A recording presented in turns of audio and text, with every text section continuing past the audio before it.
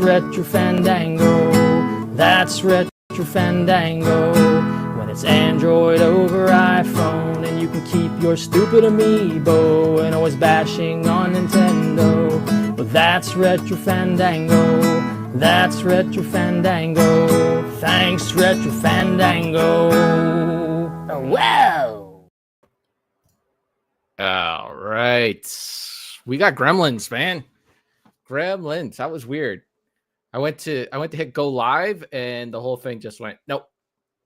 Kicked me right out. It happens. That's the start to 2025. Let me see. Oh, it says we're live on YouTube. Oh, okay, I see it's there. Okay, we're good.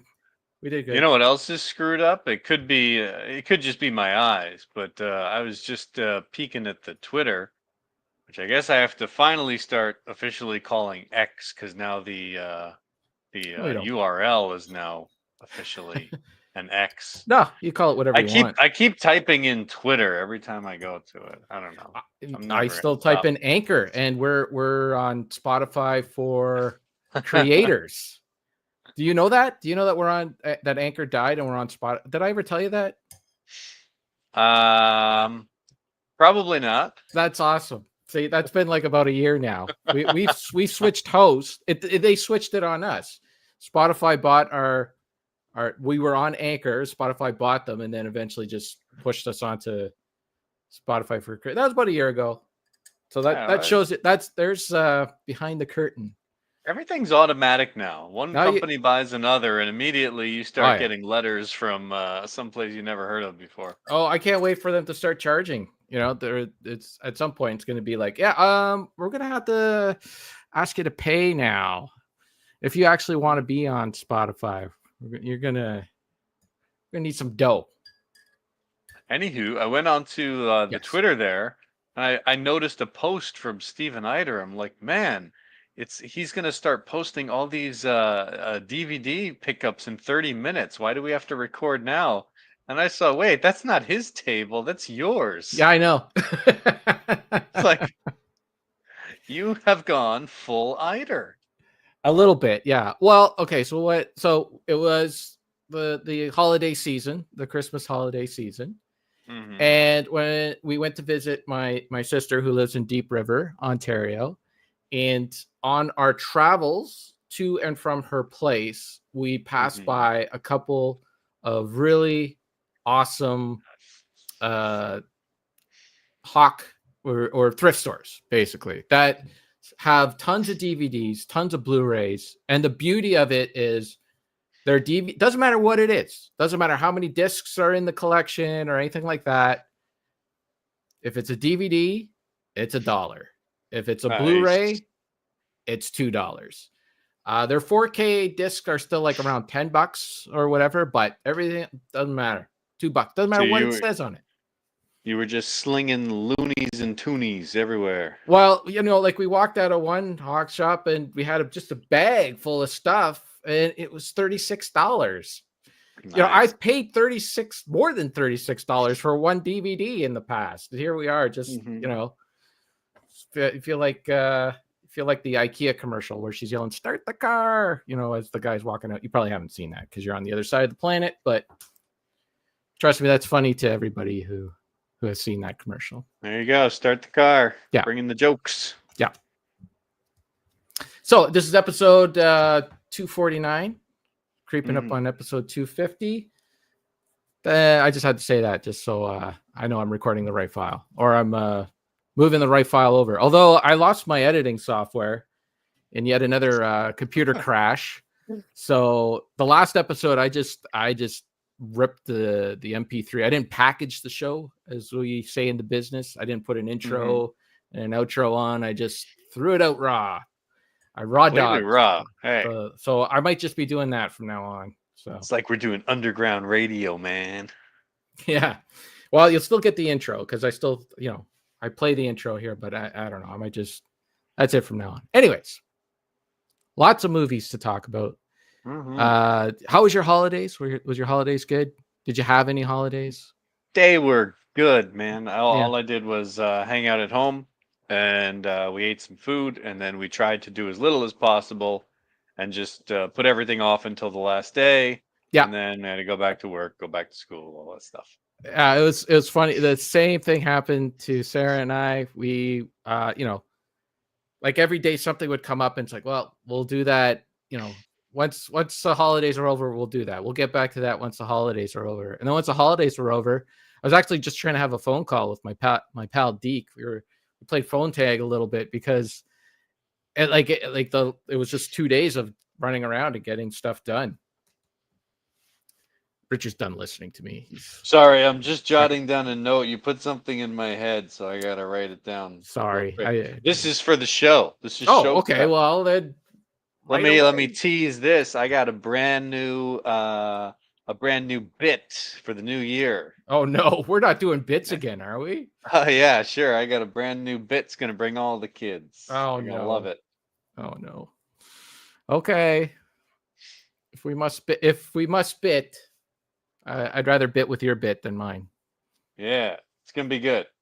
Okay. Well, do we want to just talk about movies? We talked a little bit about the holidays. Want to dive right into it? Yeah, you got.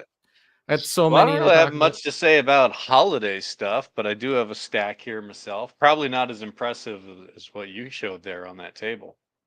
Well, I'll just start and I'll talk about a few, and then we'll just kind of go back and forth. I'll throw it over to you after I'm done a mini stack.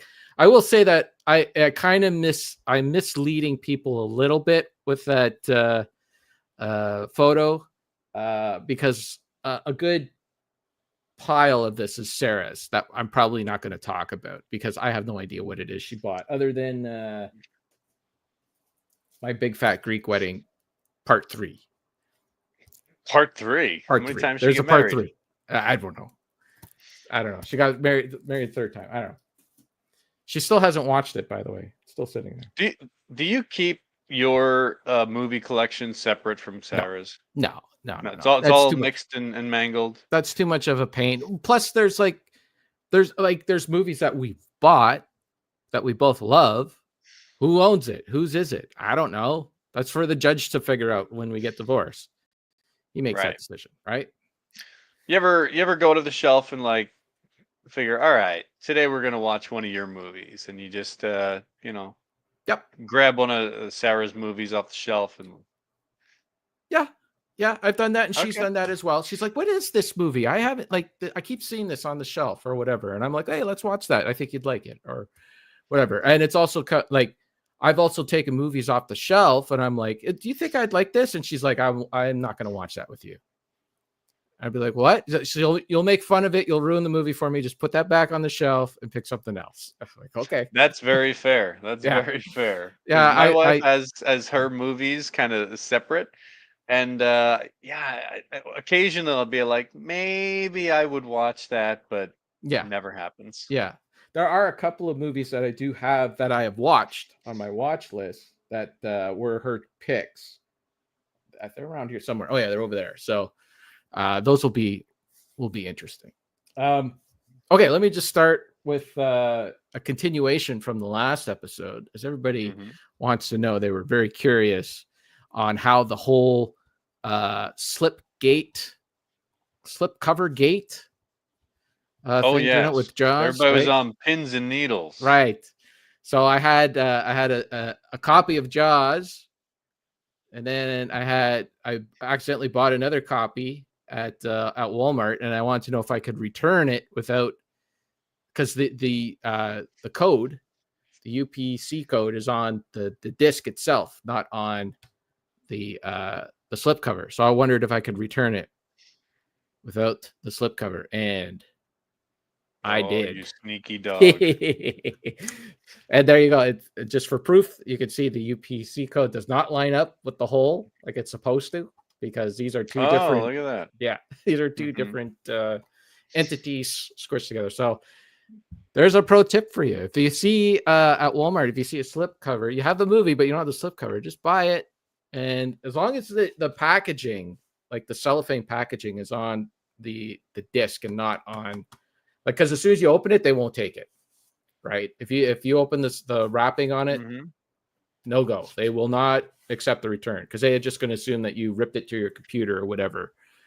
But if it's Yeah, still there's your pro tip. If there's something you want, just take it. just you got to do it. You got to do it in a way where it's not obvious and you won't get caught. That's the lesson.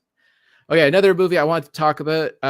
We talked about another continuation, if you will, from the last episode. We talked a little bit about Aliens and the 4K version of it, and we talked a little bit about how some of the detail in the movie, like the extra resolution in the 4K print, enhances the movie, and sometimes it takes a little some things away, like Newt, the prop of Newt that Sigourney Weaver carries around towards the end of the film.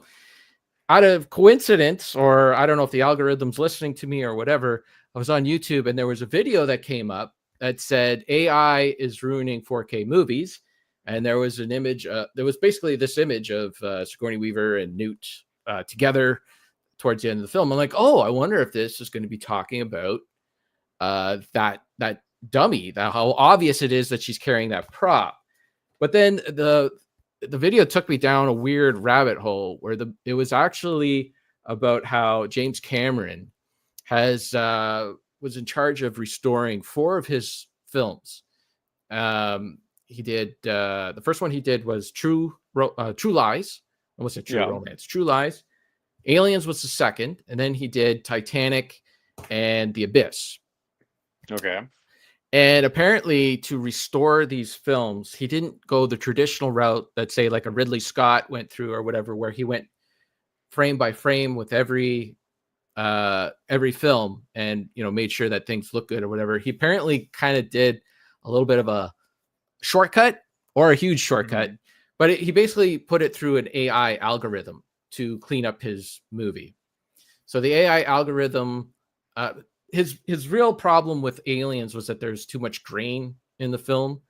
Apparently, when he made the movie, they used Kodak stock, and Kodak was moving from one piece of technology to another piece of technology. So Aliens was like an earlier adopter of this new Kodak stock, and the result was that the film was a little more grainy than usual. And then eventually, Kodak improved that stock, but Aliens was recorded at that period of time. And so you have a bit of a grainy film. So he wanted to fix the grain in it. And, he just kind of used this AI to go through and clean it up.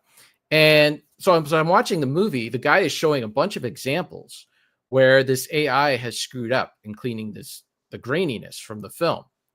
It's mostly in the background with background actors, because basically what the algorithm does is it analyzes the picture and it tries to reduce the grain as much as possible, fill it in with like other parts of the image and that.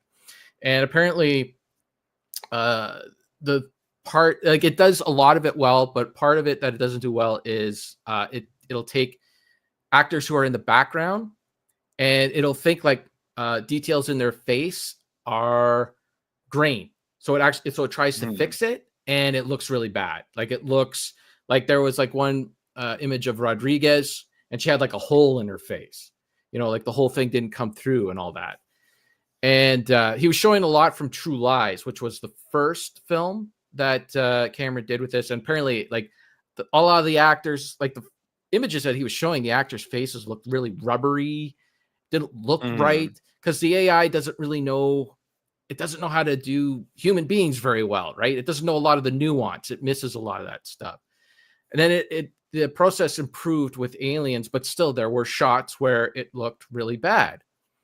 And I'm sitting there watching this with Sarah, and I'm like, how did I miss all this? Like, that was going to be my question, because you watched the movie first. Did any of this bother you while you were watching? None of it came up. Like, a lot of the movie looked, I will say, like, a lot of it did look like it was like really impressive with the detail. Like I had said. By the way, I screwed up the names. Yeah, I looked that up, and I was like, wait, there's nothing Hudson. You're talking about Hicks. Which is funny because that is a joke in the movie, right? When the lieutenant at the beginning of the film mixes up their names and he says, that's Hicks, I'm Hudson, Because I was like, why are their names so similar? And it's like, oh, it's for that joke in the film. Anyways, I'm just as dumb as the lieutenant in that movie. But he blows himself up with Rodriguez midway through the film, so he redeems himself. Maybe I'll do that one day myself. Anyways, so yeah, I didn't notice any of this stuff, and I'm like, did I like blink every time something like this happens? Like, it's very fast, right? It's just like a little instant where the AI. But you know, I worked in television for a long time. Part of my job was catching this stuff all the time, and you know, I actually would drive Sarah nuts.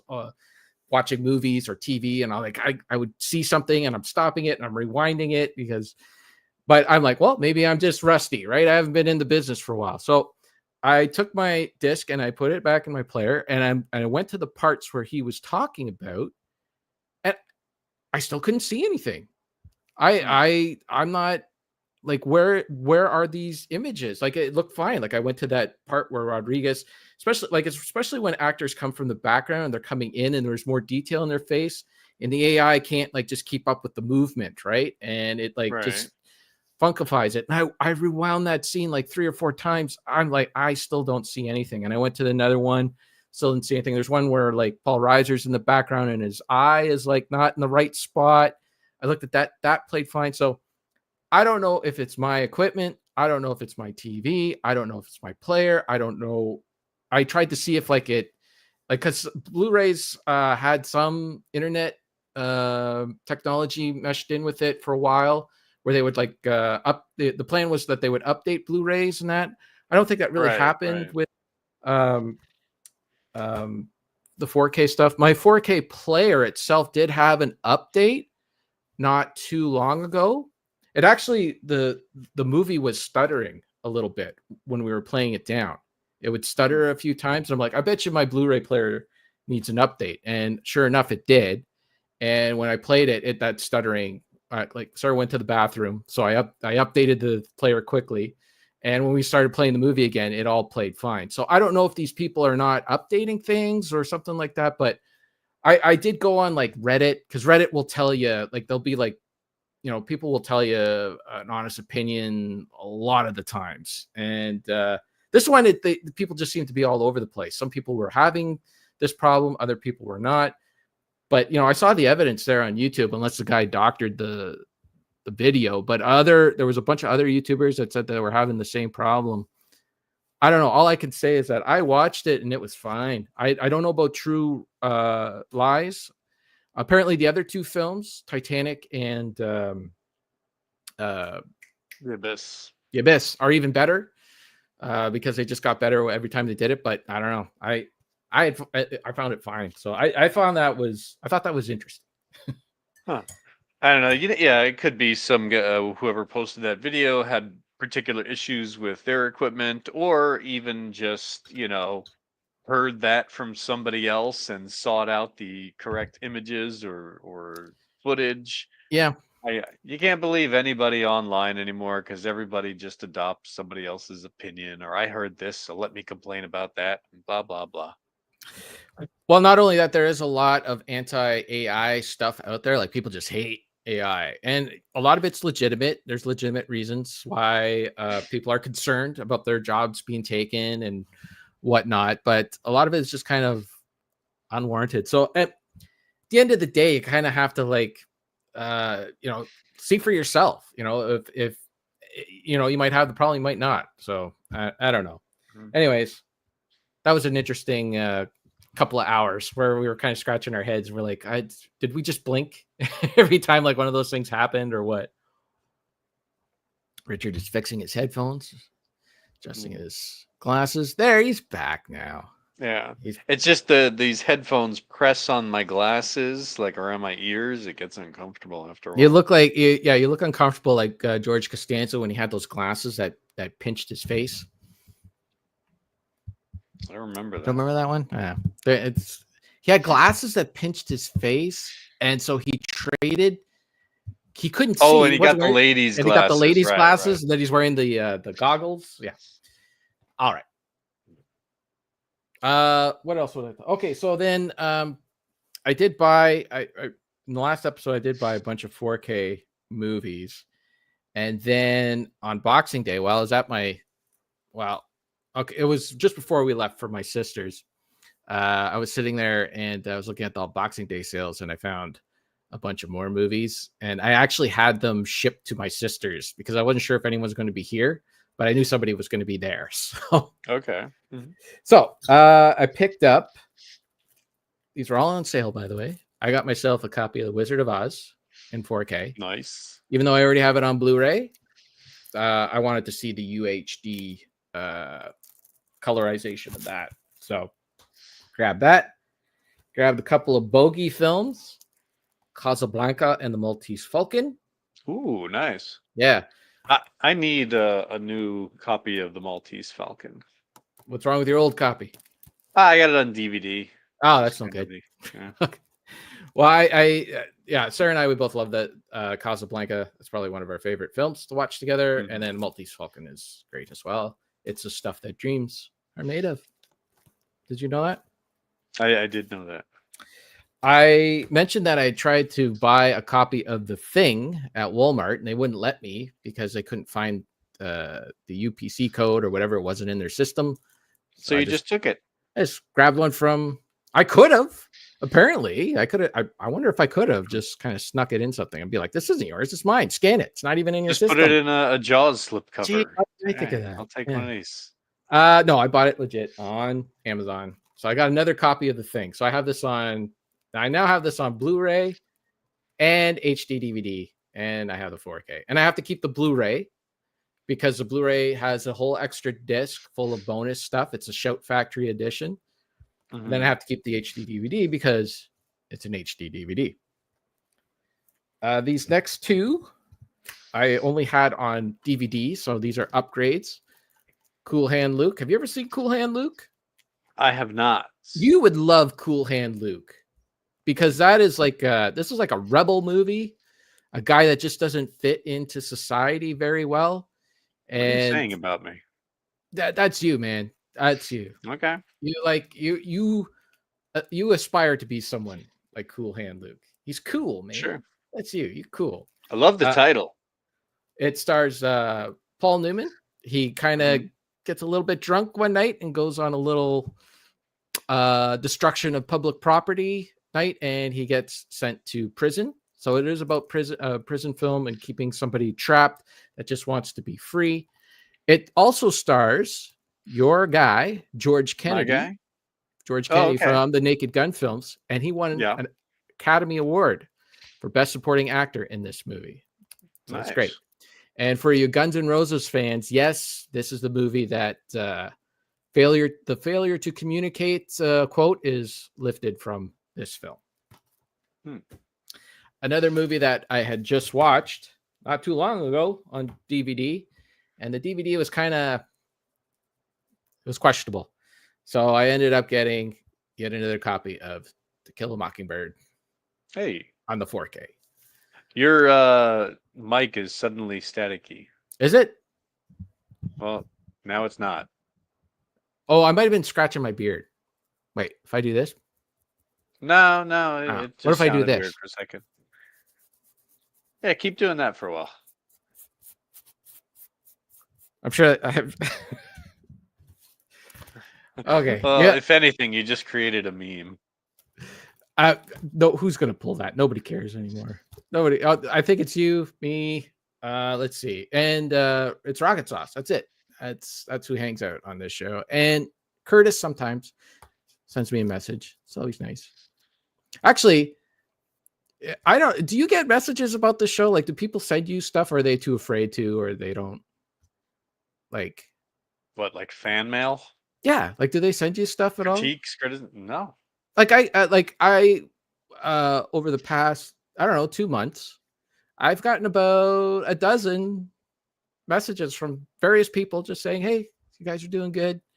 Really? I like what you said about believe it or not, the Trump rant that I went on. Got a couple of positive responses, and then other people are like, "Hey, I'm really into movies right now, and your podcast is scratching an itch on me or whatever." I don't know. Anyways.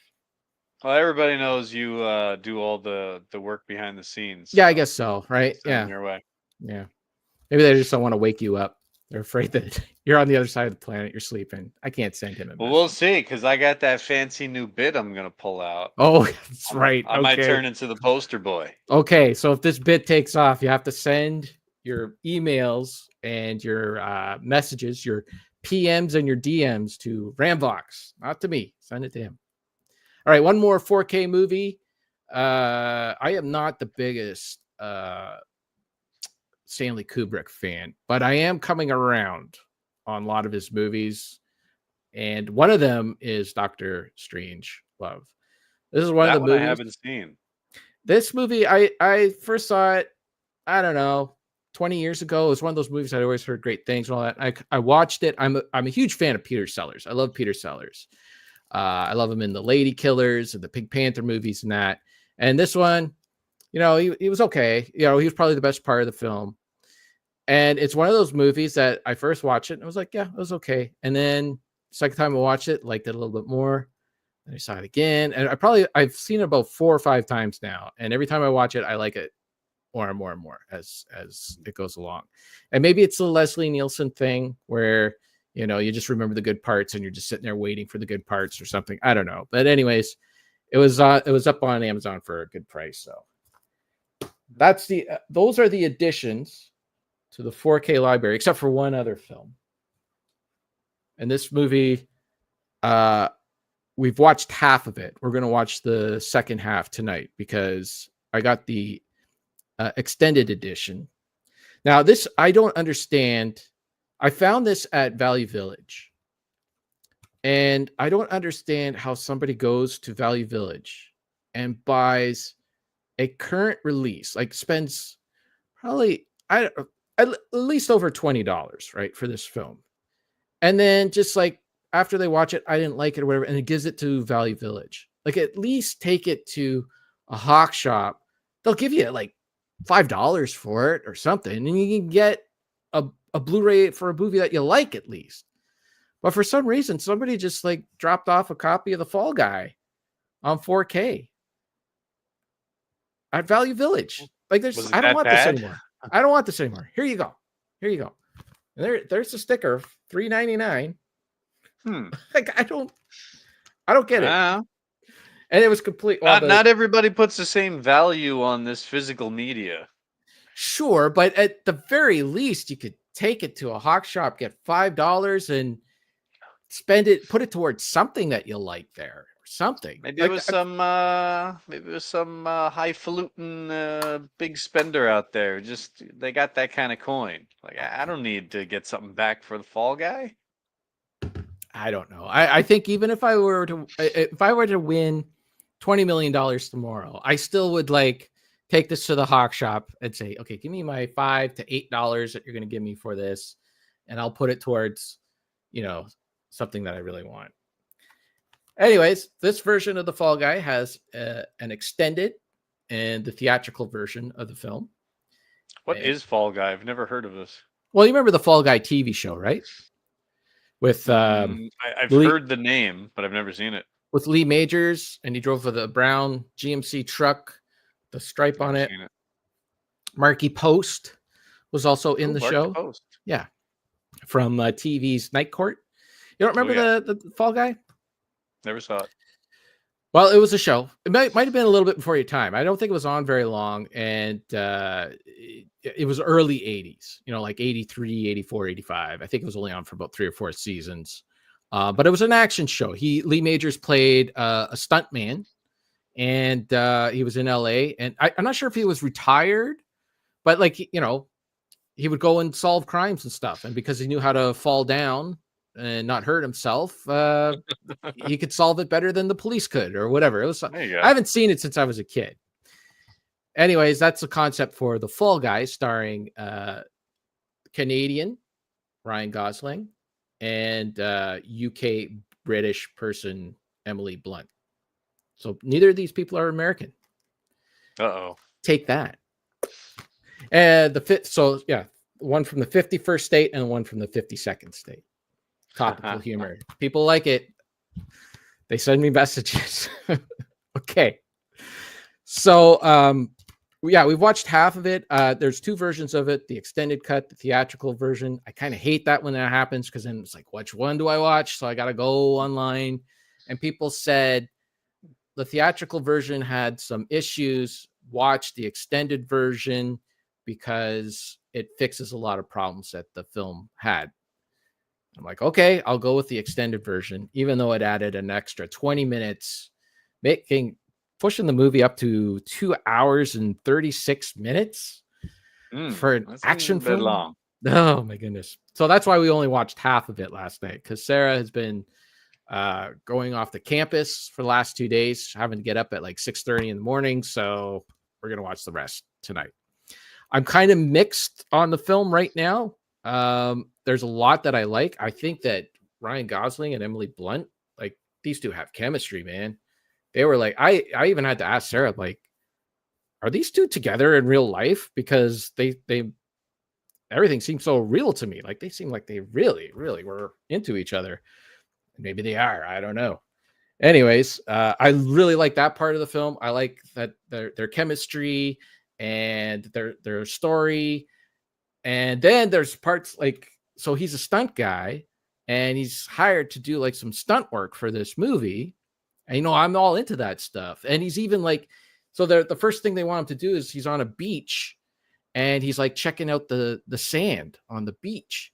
You know, he's like, oh, the sand is not, you know, it's a little dry. And part of it is that he had a problem. So, you know, he might be a little bit stalling a bit to do this thing, but that's like a legitimate problem. Like if you, this is part of what I've learned from Hal Needham's book, that if you ever watch in a movie, a scene where they're racing on a beach, it's always after high tide, after the tide has gone out, because the water packs the sand.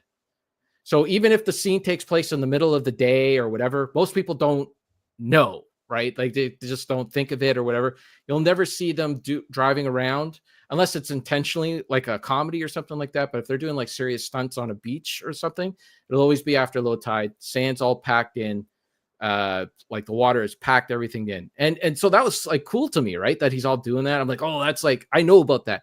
And then he's like driving this truck, and the truck has the thing that Hal Needham invented with so like back in the day, if you wanted to roll over a vehicle in a stunt, if you wanted to do a rollover, you had to build a ramp. Watch any old episode of the Dukes of Hazzard or whatever, they always had a ramp, you know, or it was behind a bush or something like that. Sure. So the car would like, but they invented he was part of the team that invented is a piston underneath the car. And the piston ejects underneath the car and it flips it over. So you don't need to build a ramp, so you can get a shot of the whole car. And it looks like the car just like flips out of control, right? Right. And it's really effective scene. And he's doing that. Like he's got like the button inside the car and all that. So I'm like, all like, oh man, this is so awesome. And I'm really loving it. And then there's a part later on in the movie where he gets slipped a drink with something in it. And it kind of gets all Scott Pilgrim-y.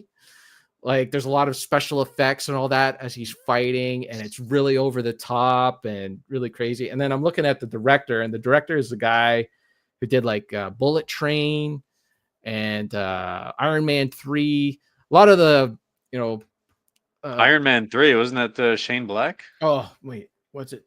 Maybe he was, maybe I got that wrong. Maybe he was part of maybe he didn't direct it.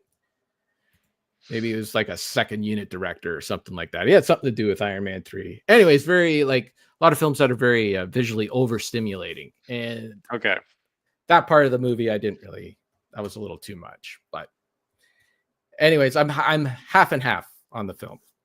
That's what I'm trying to say. Okay. So that's it. You make me want to rewatch Police Academy 2 when Mahoney does his race with the truck on the beach, and then the truck goes over the edge of the beach. I want to see if that sand is packed. Yeah, there you go. Check it out. I don't know. It might be. If they did it right and they didn't want anyone to get hurt, they did it after high tide. Okay. Fun fact. On to you, sir. I got more, but oh, okay. This is a podcast with two people in it, so. All right. Oh boy.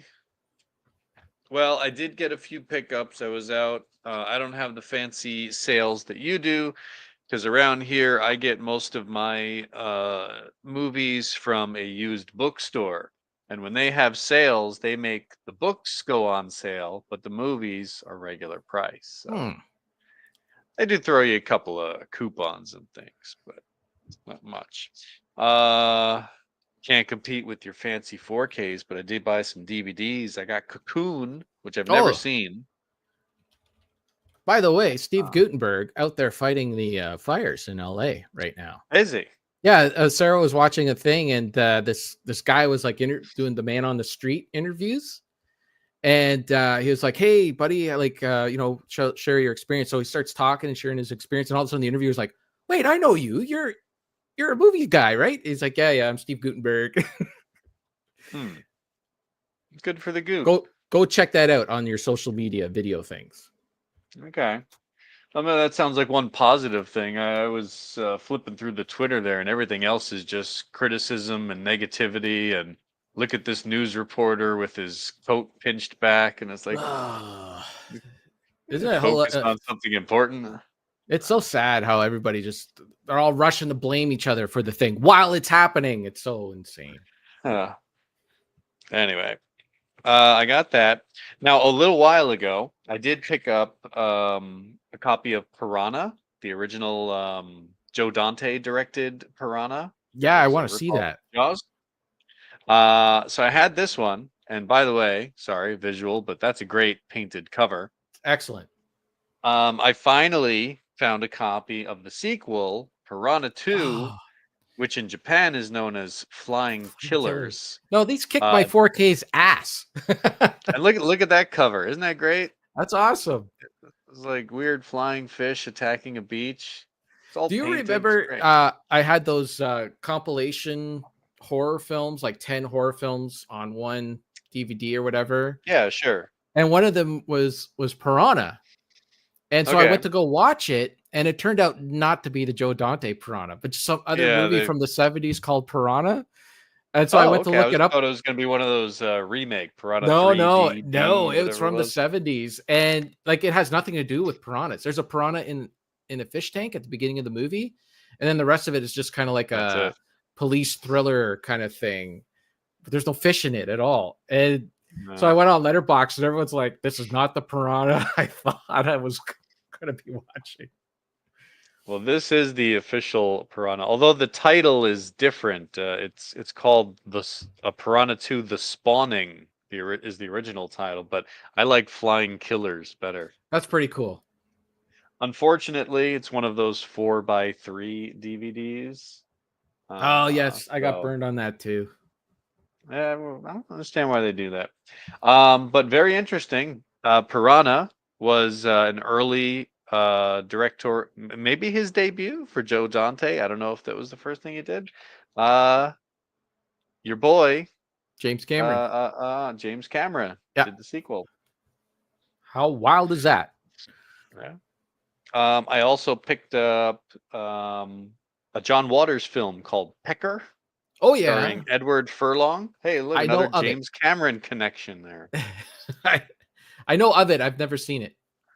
I did watch it for the first time, and I liked it. Yeah, it's a fun little quirky movie. I'm writing that one down. I've only seen 2 John Waters films, but I got to track down more because I really do like his movies. They're very fun. The only John Waters movie I've seen is The Sultan by the Sea, which is about that man-made lake in California. I haven't seen that one. Maybe it's not Sultan by the Sea. I can't remember the name of it. Anyways, it was a good documentary. Okay. Well, I did enjoy Pecker. That was fun, and Serial Mom I've seen before, and I thought that was hilarious. I think I've seen that one. What else? Oh, I got a bunch of. I bought some more old rentals that were on sale cheap. I got Minority Report. Sorry to hear that. Yeah. Well, I kind of want to watch it again because I'm sure there's a lot of fun stuff in there, but I don't know. I'll check it out. Black Klansman. Okay, that's pretty good. You've seen that one, right? Yep, that's good. I liked it. I got the most recent Jurassic Park World movie, Okay.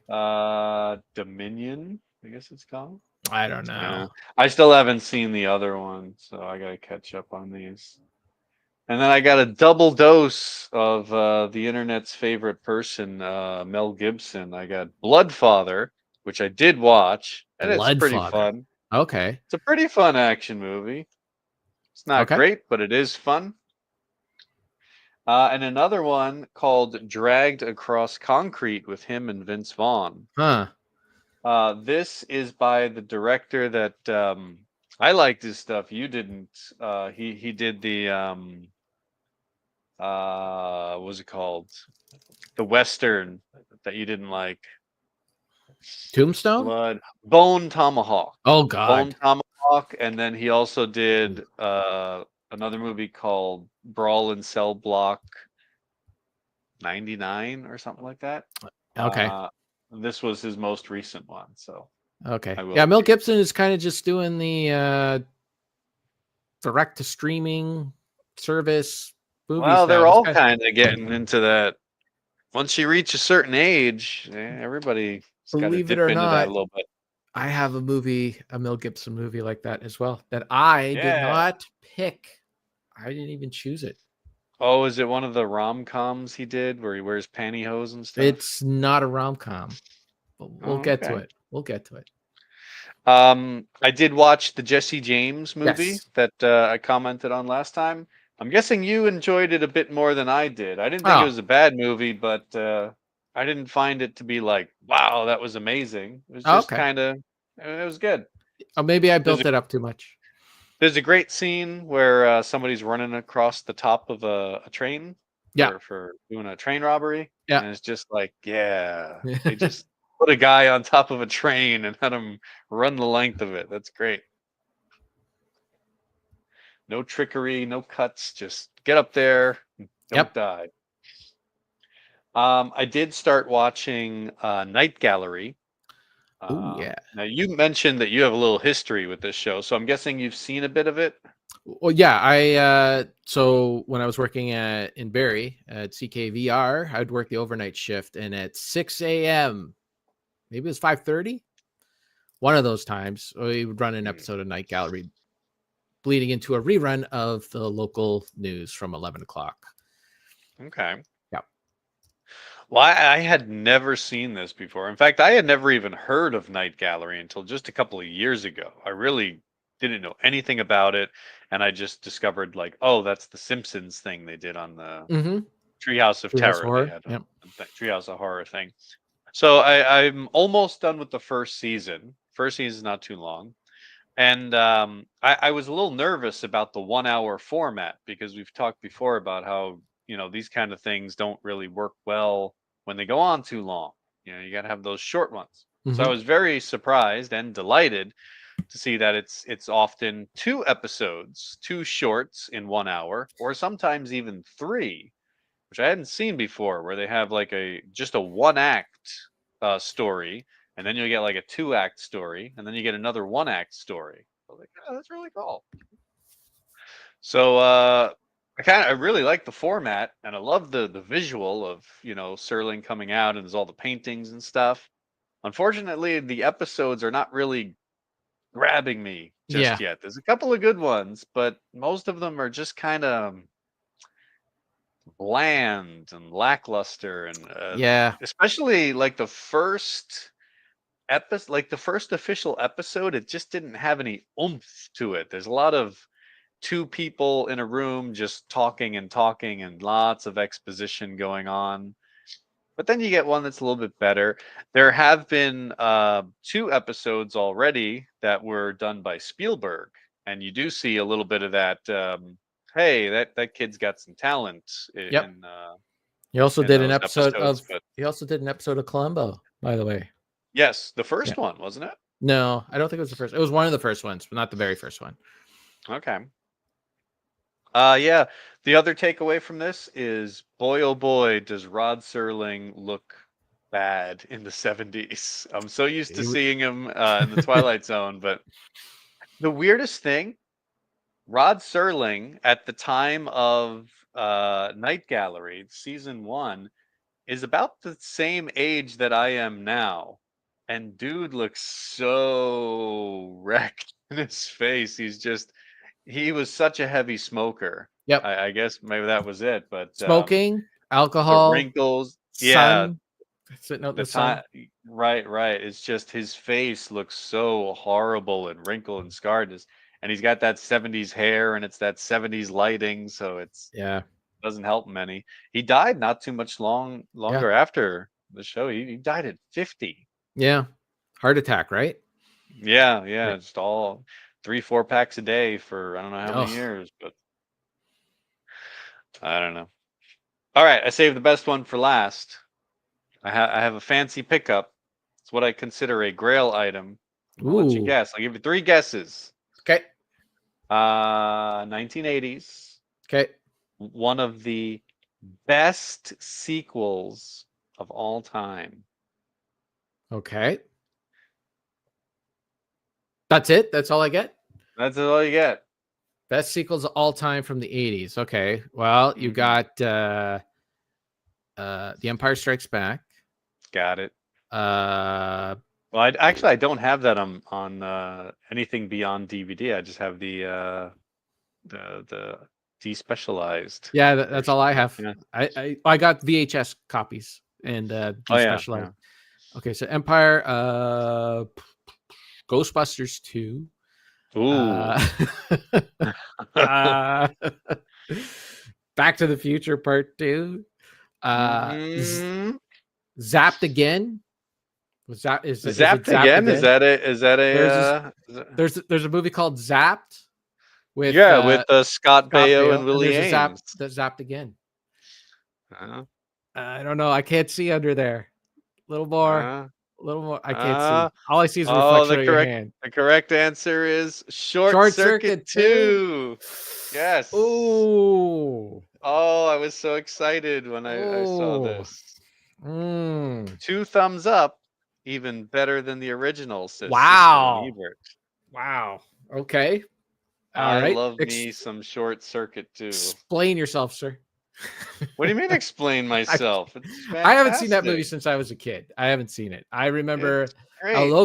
because my sister and I used to say this around the house all the time. A local kick your ass, a local kick your Los face. Locos.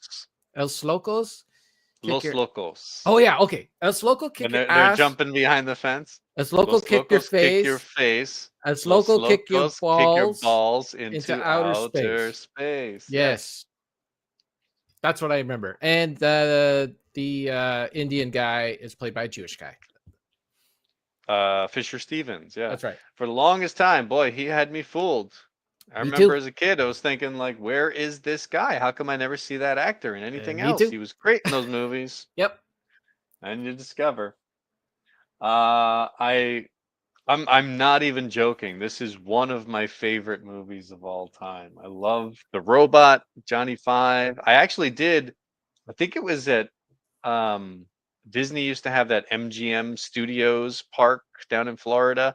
I think I remember it was there. I did see the actual Johnny Five robot somewhere. Oh yeah. It was just kind of like in the background while you're waiting online to go in rides. Might have been Universal Studios or something. I don't know where it was, but I did see it when I was younger. I love this movie. No bonus features of any kind. Doesn't even tell you if there's a trailer. So bit of a bare bones there. But so what is it about Short Circuit 2 that makes it better? Like Short Circuit 1, honestly, when I watched it again, it didn't hold up. Short Circuit 1 is okay, but Short Circuit 2. I mean, he goes to New York, Toronto, Yes. New York, and Right. it's just goofy.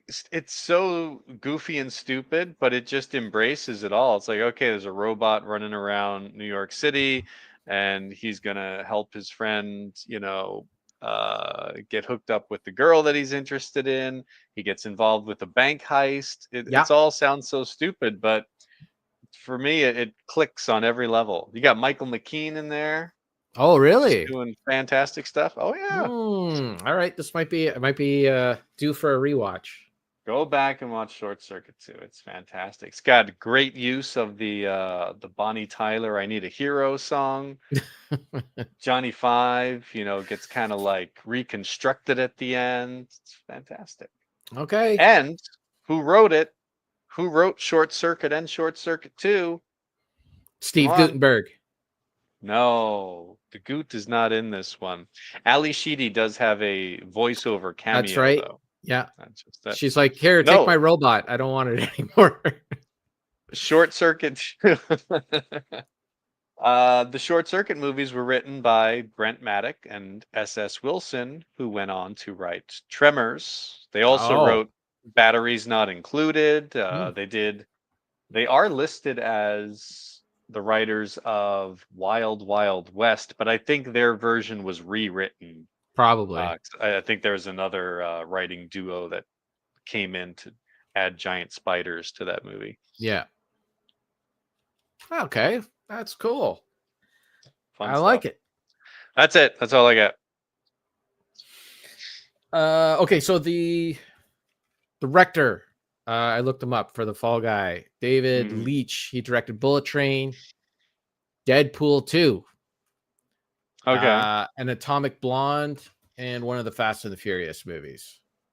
Fast lots and the of Furious. high-speed stuff there. Sorry, it's not even a Fast and Furious movie. It is Fast and the Furious presents Hobbs and Shaw.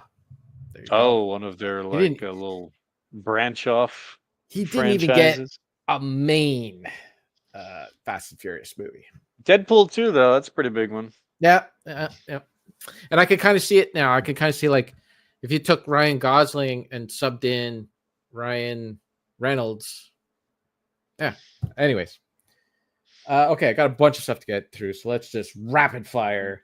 I'll go with my blind purchases, and then my purchases that I blind. Like, I don't know what this movie is. I just bought it. Oh, okay. Stuff that I kind of know, and then stuff that I've seen before. Well, first I'll just mention this is for Ryan, who's not here for some reason. He's usually here, but he's not. But I did get The Simpsons season 6. Hey, I need that. Me too. I only had 1 through 5, so now I got 6. This is the Me one. too. The I Shot Mr. Burns one. You flip over that cover. Spoilers. Yeah, but that was you had to buy it, right? So I imagine they figured that most people who bought it, because this is how it was packaged. I know this is great audio for the audio listeners. Okay, this one Sarah kind of found, and I said, yeah, buy that. Got The Edge with Anthony Hopkins and Alec Baldwin. It's a thriller where they're in the woods and I think they're both assassins and they're trying to kill each other or something. I don't know. They fight a bear at some point. Ooh. There's a bear. They fight a bear. I am a fan of movies where I'm sure at some point they see a bear. Someone had stock footage of a bear. It might be. Who knows? Anyways, I've been wanting to see that for a long time. I'm sure it's cheesy. I think it came out in the 90s. Anyways, there's an opportunity to see that. I grabbed John Huston's very last film, Prissy's Honor, with Kathleen Turner and your boy, Jack Nicholson. Never heard of it. MGM, though. Love those MGM DVDs. Oh, yeah. Because when they start up, they have that uniform. The letters come out. Anyways, yeah, John Huston, legendary director of many a film, a lot of them with Bogart, and this was the last one he did before he passed away. And it's been on my to watch list forever. This is also the film. Like, if you listen to Kathleen Turner, she says that Jack Nicholson was trying to get with her for the entire making of this film, and she would not. Canceled. She would not let him in. Apparently, him and I can't remember the other actor were in a race to try to bed her, and she would not let them. I picked up this Charlie Bartlett movie, who has the Chekhov from the new Star Trek. What's his name? Oh, the Anton Yelchin. Anton Yelch. Yeah. So that's the only reason why I picked it up. I'm like, oh yeah, that kid that died, and Kat Dennings is in it. So and Robert Downey Jr. So for $1, so what the heck? I'll pick that up. Oh yeah, dollar blind picks are so much fun. I also grabbed. So anytime I'm looking for, wait, hold on. Let me stick to the blind buys first. For $2 now in the Blu-rays, I got Sicario, which is that a remake of the? Am I thinking of something else? Maybe you're thinking of Serpico. I've never. Oh, maybe because it's a Sicario. Because I did the same thing. No, I don't know. It's some action movie. There's Sicario, and then there's a sequel. It has Emily Blunt in it as well. Benicio del She's Toro. everything, huh? So it's one of those ones that I keep seeing, and I'm like, so for $2, I'll grab it, see if I like it. Also found this other movie, Mud, with McConaughey. Okay. Know nothing about it. I thought, what they the should heck? put that picture on all of those rom-coms where he's back to back with some lady Holding a gun. Yeah. Mud. It also has Sam Shepard and Reese Witherspoon. With her spoon. And then I picked up a couple of Nicolas Cage movies because my buddy Frank is huge into Nicolas Cage. So if they suck, I'll just hand them over to him. So I got the sequel to Bad Lieutenant. Okay. And a movie called Looking Glass. All right. So if they suck, are those theatrical releases, or is that a lot? I have no idea. I'm paying the bills kind of movies. I think Bad Lieutenant was in the theaters. It's also directed by Werner Herzog, who I do like his films for the most part. So this might be good. It might be. Have you seen the original Bad Lieutenant with Harvey Keitel? Nope. It's a decent film. It's pretty good. It's been a long time since I've seen it. I haven't seen it since for a long time. It's been a lot since the 90s. Okay, so these are the movies that I kind of know, but I haven't watched, but I kind of know. I did. Okay, so this is when I got suckered. I got a 2-part Jackie Chan film. It's Mr. Nice Guy and First Strike. I have Mr. Nice Guy, but I don't have First Strike. So I thought, okay, what the heck? At least this will get me a copy of First Strike. Unfortunately, were these kind of the like the kiddie friendly Jackie Chan movies where he's like a nanny or something like that? No. This is still like late. This is in the 90s action. This one actually. So this movie is actually part of a series that he did. I think it's part of the Police Story series. It's like Police Story 4. Okay. I think, if I remember correctly, and then it was it was made in the early 90s, and then it was repackaged as First Strike. So like there's a bunch of Jackie Chan films that came out in the late 80s, early 90s that were released in, foreign markets all over, but he wasn't big in the United States yet, in North America. And then Rumble in the Bronx came out, took off, and then they would take all these movies and kind of repackage them.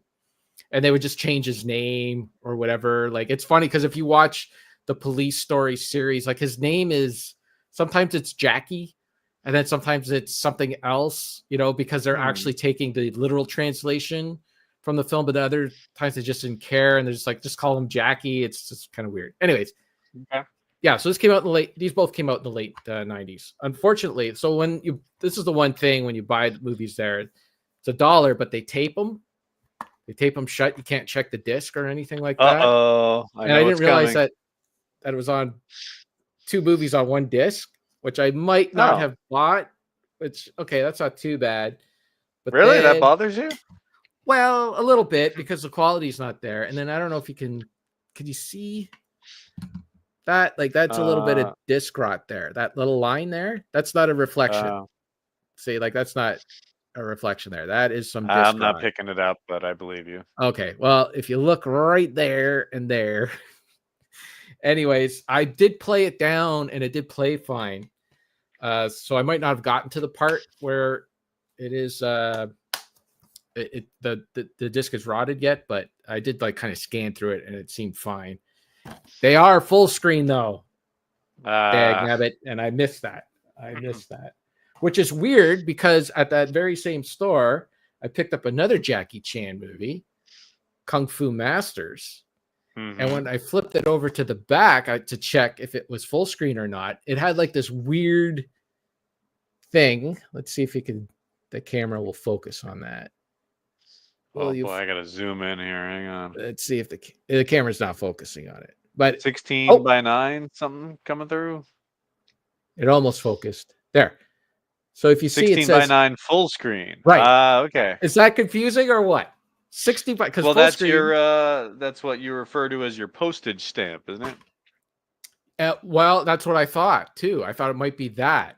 So I was like, I don't know, for $1. But I played it down, and it's like regular 16 by 9 for the TV. So I didn't watch all of it. I just made sure that it was that. So okay, so then this is the stuff that I kind of know what it is, but I haven't seen them, haven't watched them. Anytime I'm out and about and I see a Stephen King movie I don't have, I pick them up. Okay. So I got Cat's Eye. I remember that one with Drew Barrymore, and the Tommyknockers, which was never seen the Tommyknockers. Tommyknockers was a made-for-TV miniseries based on the book Tommyknockers.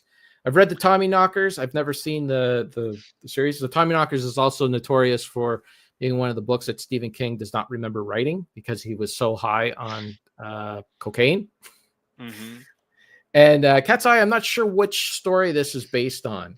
I know it's one of those anthology films. I remember watching that when I was a kid.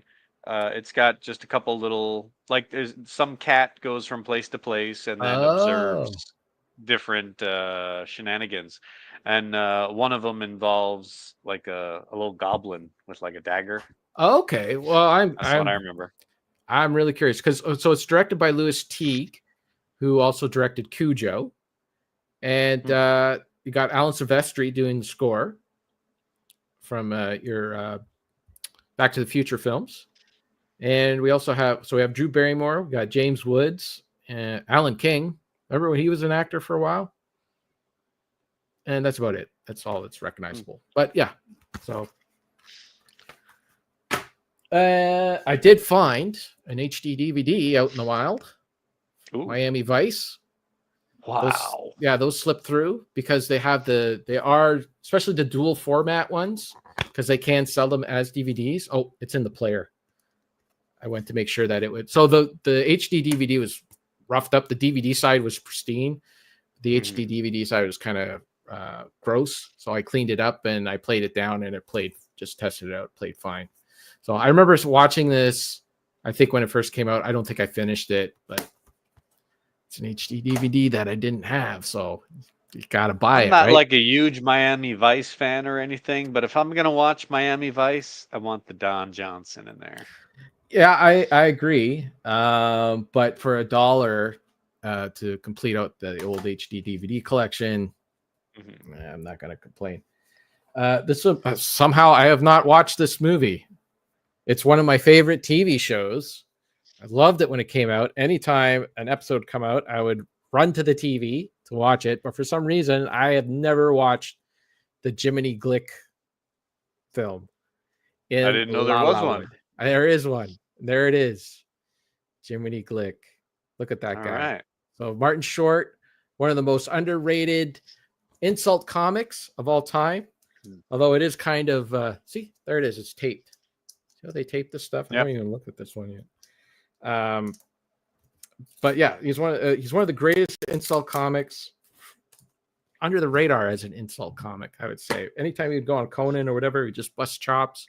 It's good times. Oh yeah, there are great YouTube clips of him just trashing Steve Martin. Yes.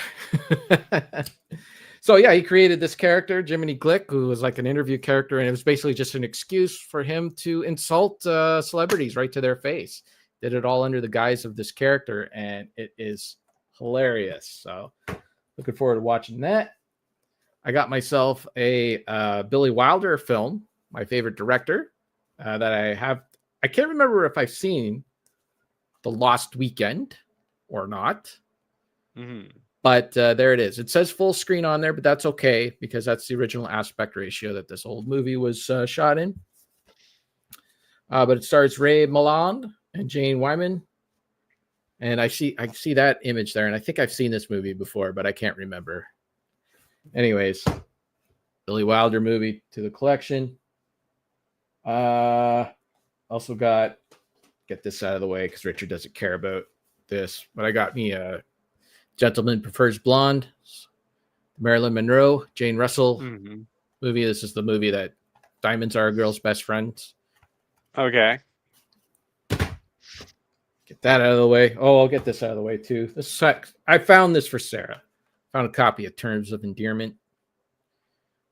Oh, surprisingly, Jack Nicholson is not on the cover there. I know he doesn't have a huge. It was supporting actor, right? That he won. I've never seen it. Couldn't tell you. So this is the movie.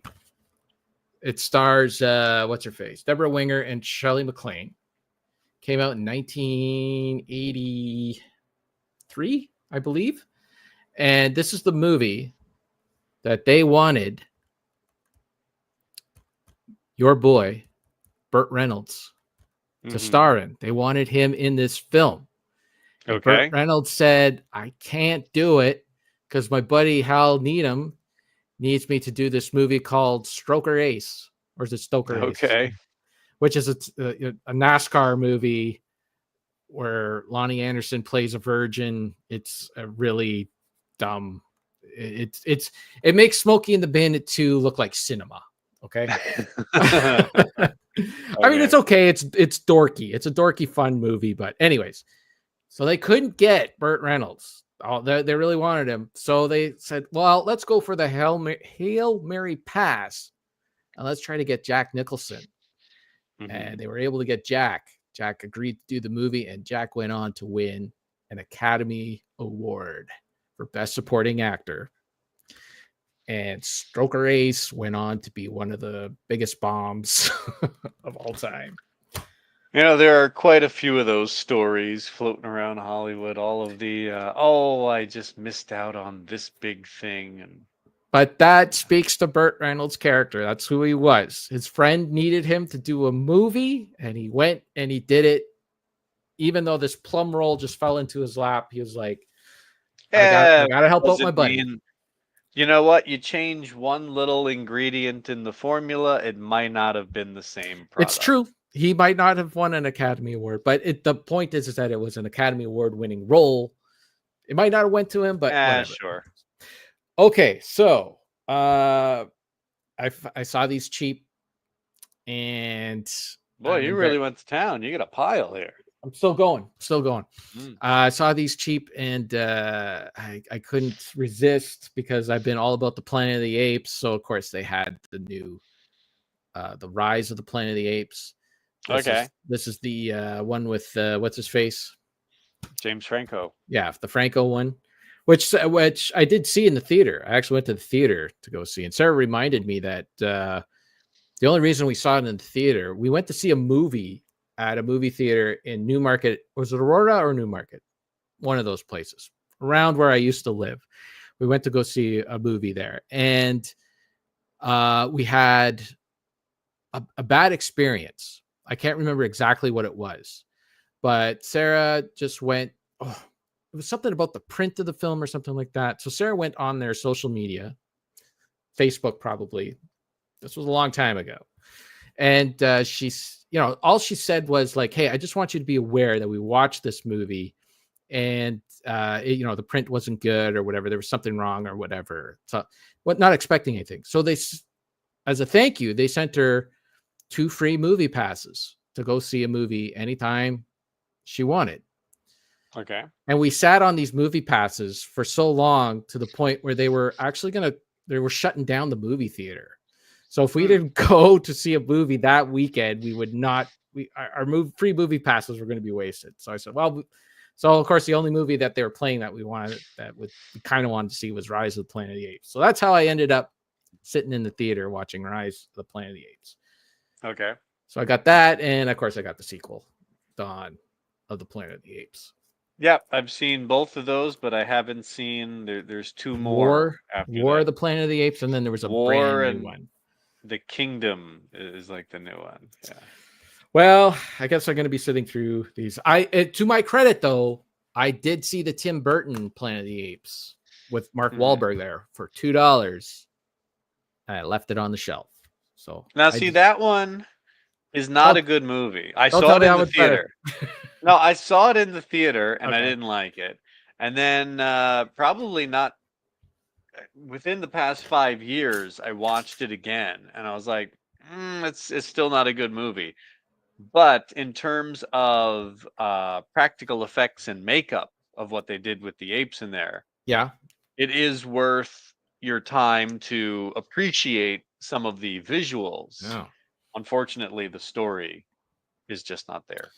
Does the visual is it like the Tim Burton style? Like, is it his visual style, or No, is it? it's not over the top Tim Burton, but it is, actual makeup and prosthetics on them. They do some little. I remember at one point, like a gorilla yells and like they CGI like make his mouth bigger, kind of cheat stuff like that. But for the Okay. most part, just the actual makeup does look nice. Just to go on a Paul little. Giamatti's in it too.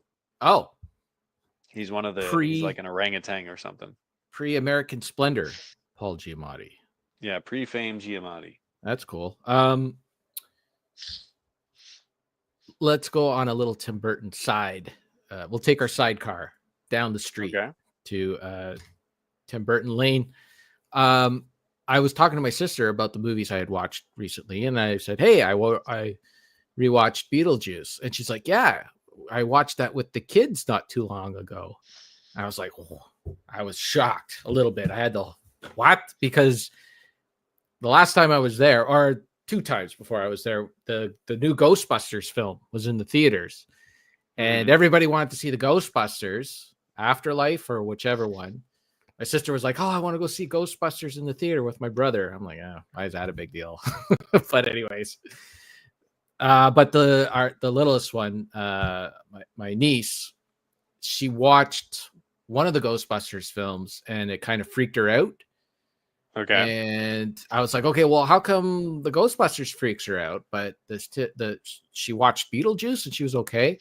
And my sister said because the style of the animation and everything in that resembled a lot of the Nightmare Before Christmas movies.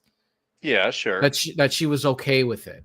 Like it kind of like she kind of knew that it was like a cartoony kind of thing. Like everything was going to be okay. Like she wasn't panicking and all that. I thought that was interesting that the art style can actually be, I don't know, make it less scary. Oh, sure. Yeah. I mean, anything can have an effect on like a little kid. You never know what detail is going to make it okay or not. Yeah. But I could see that. Yeah.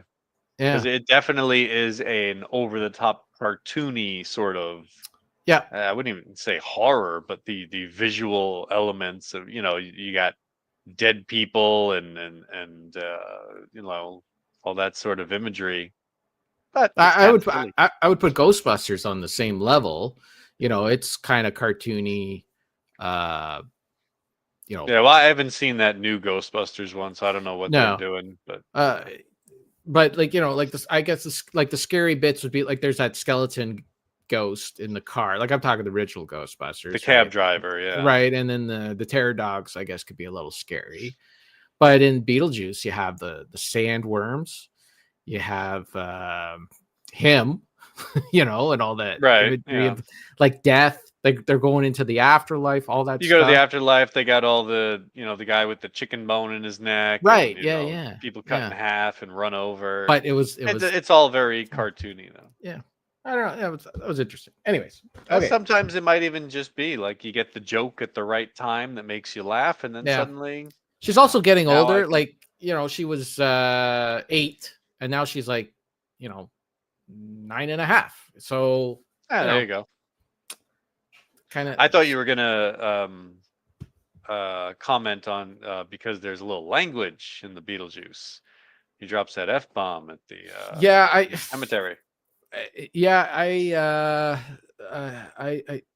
when I think back to the movies that my sister and I watched when we were kids and how she like does not allow her kids to watch anything remotely scary or anything. And I get it because the little one does get scared and she doesn't want to be up all night,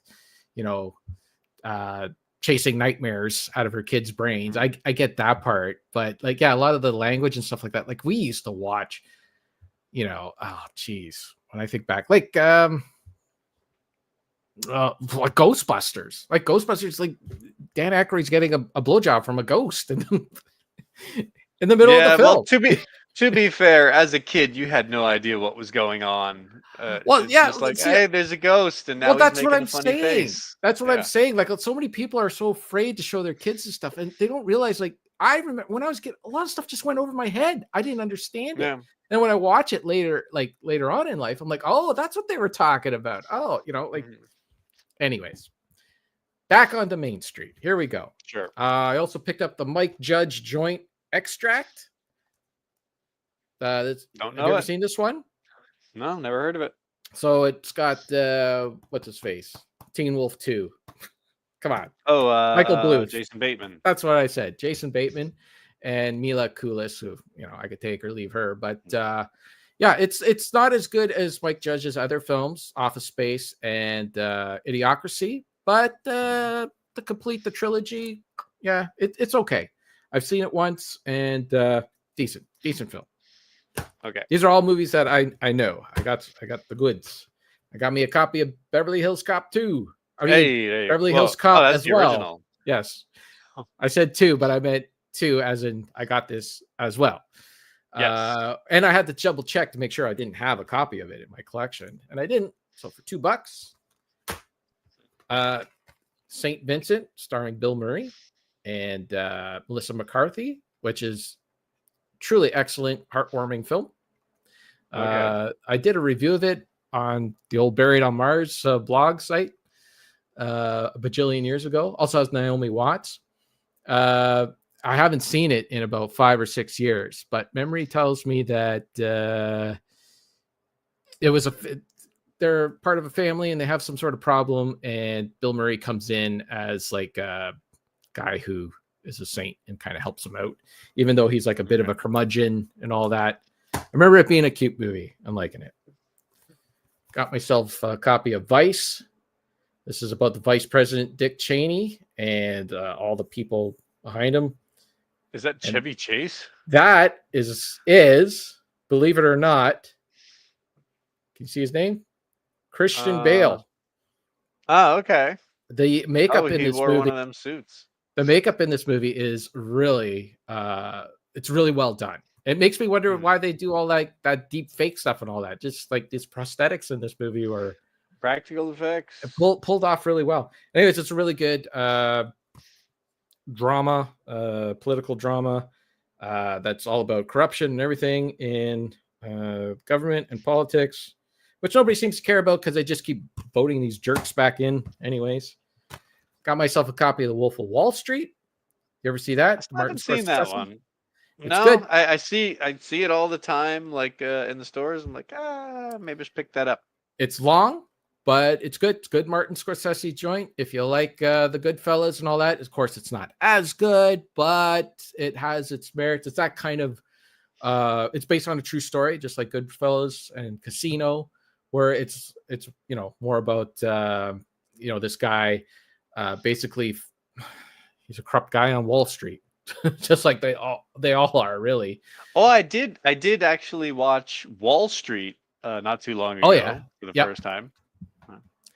Now, if I remember correctly, it's been a long time since I've seen this, but this movie is about so basically it takes place in the 80s, and that's where Reagan went in and started to relax a lot of the restrictions on Wall Street. And so that's where we started to get them these making your retirement fund an investment instead of something that's sacred, right? They found out ways to go in and unlock that money to make more money at the risk of people's retirement savings and all that. Like I got, I would pay money into a pension, and then I'd have to decide what kind of stocks I want. Do I want risky stocks? I'm like, what is this? This is a pension. I don't, but that all started in the 80s, and it's all about this guy who kind of got that ball all rolling on that. And you'll like this pickup. I borrowed this from a friend, the only friend I have, Frank, and I hadn't So what seen about it. me? I'm here. Well, I can't borrow movies from you. That's true. Uh, anyways, I got myself a copy of The World's End, which Hey, I you only still haven't seen. no, I did. I borrowed a copy. Oh, I okay. borrowed my friend's copy. I borrowed Frank's copy earlier this year. I don't know. I can't remember if we talked about it or not, but I did enjoy it, and I got myself my own copy for $2. So now I have the whole. I got the Shaun of the Dead, I got the Hot Fuzz, and I got the World's End, There which you I think go.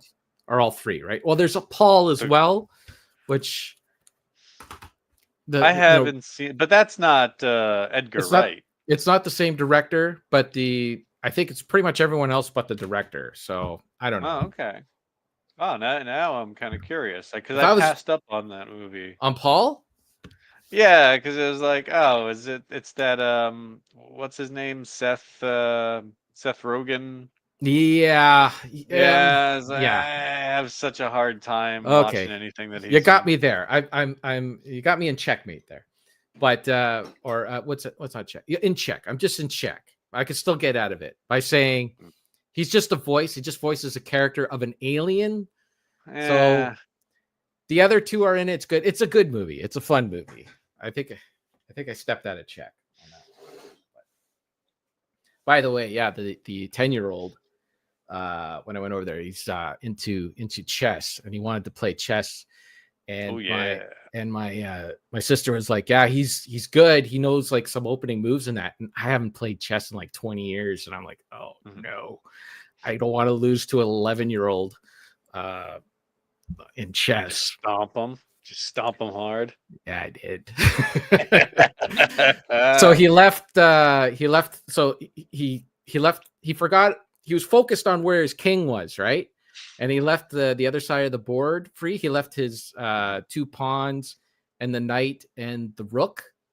Like he kind of forgot about them. And I just kind of went in with the queen, and I took that pawn. And once you got that pawn and you can get the rook, like there's nothing he could do about it. I get the rook. So I did that. And then we played for about 5 more moves. And he's like, Uncle Kevin, I'm really tired. I don't think I want to play anymore. I'm like, that's fine. That's okay. So I didn't win, but yeah. That is the best thing about being an uncle, is when you get to dominate in games like that, any kind of strategy. You're like, hey, come on, kid. Want to take me out? Well, I'm I play telling you, chess with my kids all the time, and yeah. I really have no strategy. Like, I know all the moves, I know how to play. I don't really have a strategy. So I as I play, I don't ever feel like I'm really getting better. It's just you pay attention. That's it. Yeah, there are some opening moves that you can learn to help you, but a lot of it is just reacting to what the other guy's doing. There's like Yeah. a middle game and all that. I've been diving a lot more into it because the next time we meet, I want to stay competitive. Like I want to be able to give him a good challenge.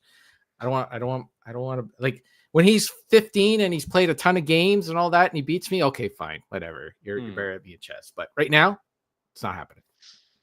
Not going to allow it. Take your victories. I mean, if anything, you trash him a few times now, that's going to motivate him, and he's going to be better for it. Yeah. Well, I get the feeling too that he beat his mom and he beat his dad, but Uncle Kevin, he couldn't.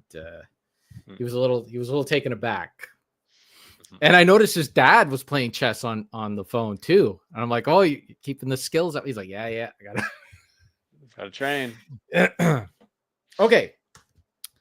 My last stack, I do have Sarah's stack of movies here, but I don't know anything about these movies.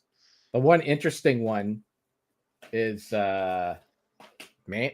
she picked up this movie called Manhood, which has John Ritter. Hey, look at that. So I am curious about this one. Oh, is that the practice guy, or is it a Will and Grace guy? Nestor Colbell, John Ritter, and Janine Garofalo. Nestor Carbonell? I know his face from somewhere. I don't know. I just know Oh, John maybe Ritter. he was in some kind of sitcom or something. I'm pretty sure this was made for TV. Okay. Features music from Patti Scaliffa and Bruce Springsteen. This has got to be early 2000s or so. When did John Ritter die? He died while King of the Hill was still on the air. So, and he only did a couple of seasons of King of the Hill. Then the rest are all just like rom-coms and I don't know. So here's the Mel Gibson movie that Sarah chose. I tried to tell her I don't think you should buy this, but she bought it anyways. It's a movie called Force of Nature. It has Mel Gibson, the kid from The Girl Next Door. The heck's his name? Emil Hirsch, and Kate Bosworth. And she wanted this movie. What piqued her interest was that it's about, there's like a storm is the backdrop for the film. And Sarah's like really into like storms, snowstorms, rainstorms, hurricanes. She loves Twister, anything with that kind of stuff in it. She's always watching clips on YouTube of storm destruction and all that. So she grabs this movie and it's got hardly anything to do with the storm, even though it kind of looks like it does on the cover. It's about this. There is a storm in Puerto Rico. It takes place in Puerto Rico. And these two cops catch this guy looting or kind of like trying to cheat people out of supplies at a grocery store. So they're like, oh, what you're doing is kind of illegal, so we're going to take you in. He's like, well, before I go in, you got to take me home because I got to feed my pet. The storm's coming. I might not be able to get back to the apartment. So please let me go home and feed my pet. So they do that. They let him go in. And then while they're going in and doing this, these robbers, bad guys, members of organized crime, they're going in and taking over this building because there's a Nazi that lives in the building who has paintings that they want.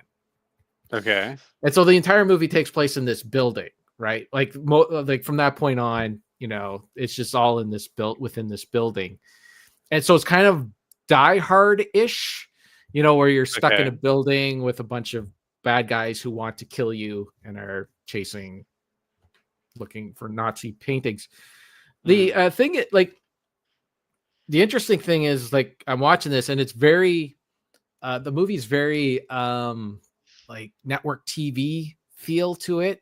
The actors, Emil Hirsch and Kate Bosworth, they feel very network TV, like they're putting in like a network TV kind of performance.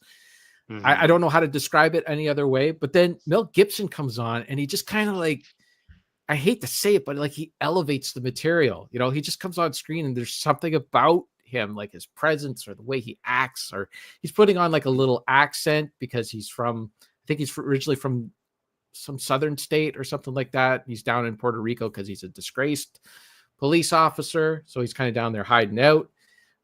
And his character just kind of, just boosts it. There's something about him, charisma or something like that. Even though I can't stand the guy, but Hey, you don't have to like these people in real life. They're entitled to run their own lives how they see fit. You're only going in there for the performance, the professional courtesy that they put up, and some people have that charisma. Yeah.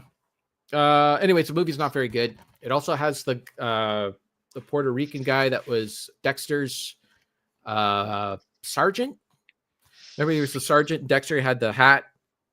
He's a more heavy set guy. The goatee. Oh yeah, I haven't seen Dexter in many years. Yeah, that guy. He plays the main villain in this. Anyways, it's very predictable. I mean, I watch it and I'm like,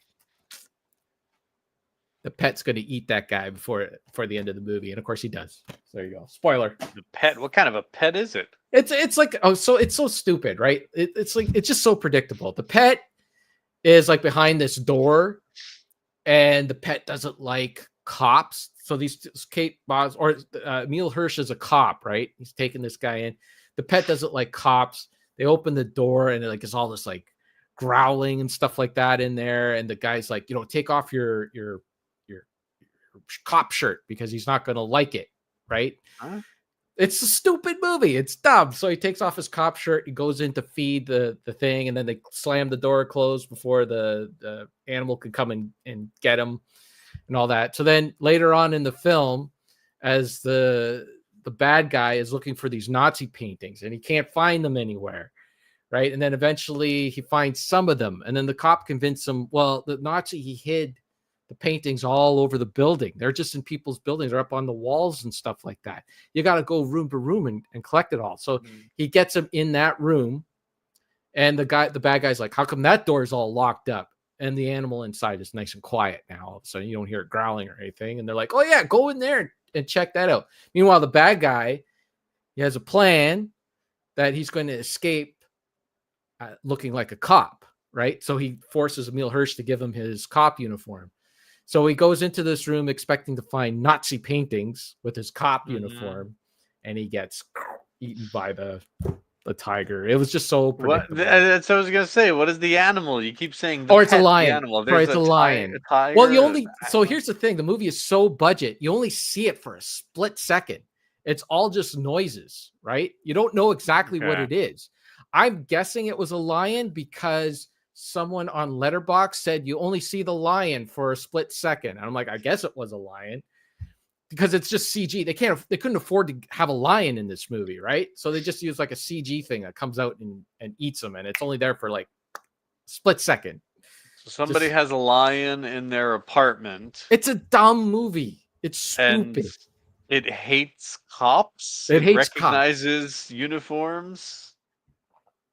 It's really, really stupid. I think I gave it 1 star. That was generous. It was a generous 1 star. Bravo, you sat through the whole thing. We did watch that whole one.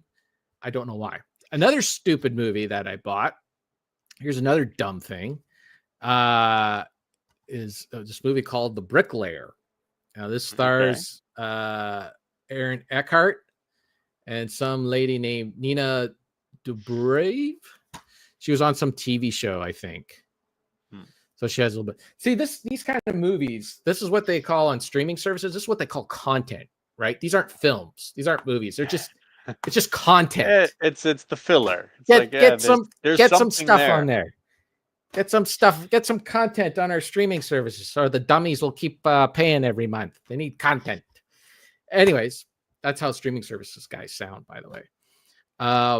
The Bricklayer is another dumb movie. It looked like it would be a good action film. I looked at the back. It said from the director of Die Hard 2 and Cliffhanger. And I thought, okay, well, I like Cliffhanger. Die Hard 2. I haven't seen that in a long time, but okay. Then I realized it's Rennie Harlan. And I'm like, man, I should have looked at that closer because this movie is so stupid. It is. So he is an assassin who is retired. He's out of the business, doesn't want to do it anymore. Then something happens to a friend that he knows through a friend, and that so someone who's still in the business gets him to come back because he's the only guy that can do it. And he's like, no, I don't do that anymore. I'm a bricklayer now.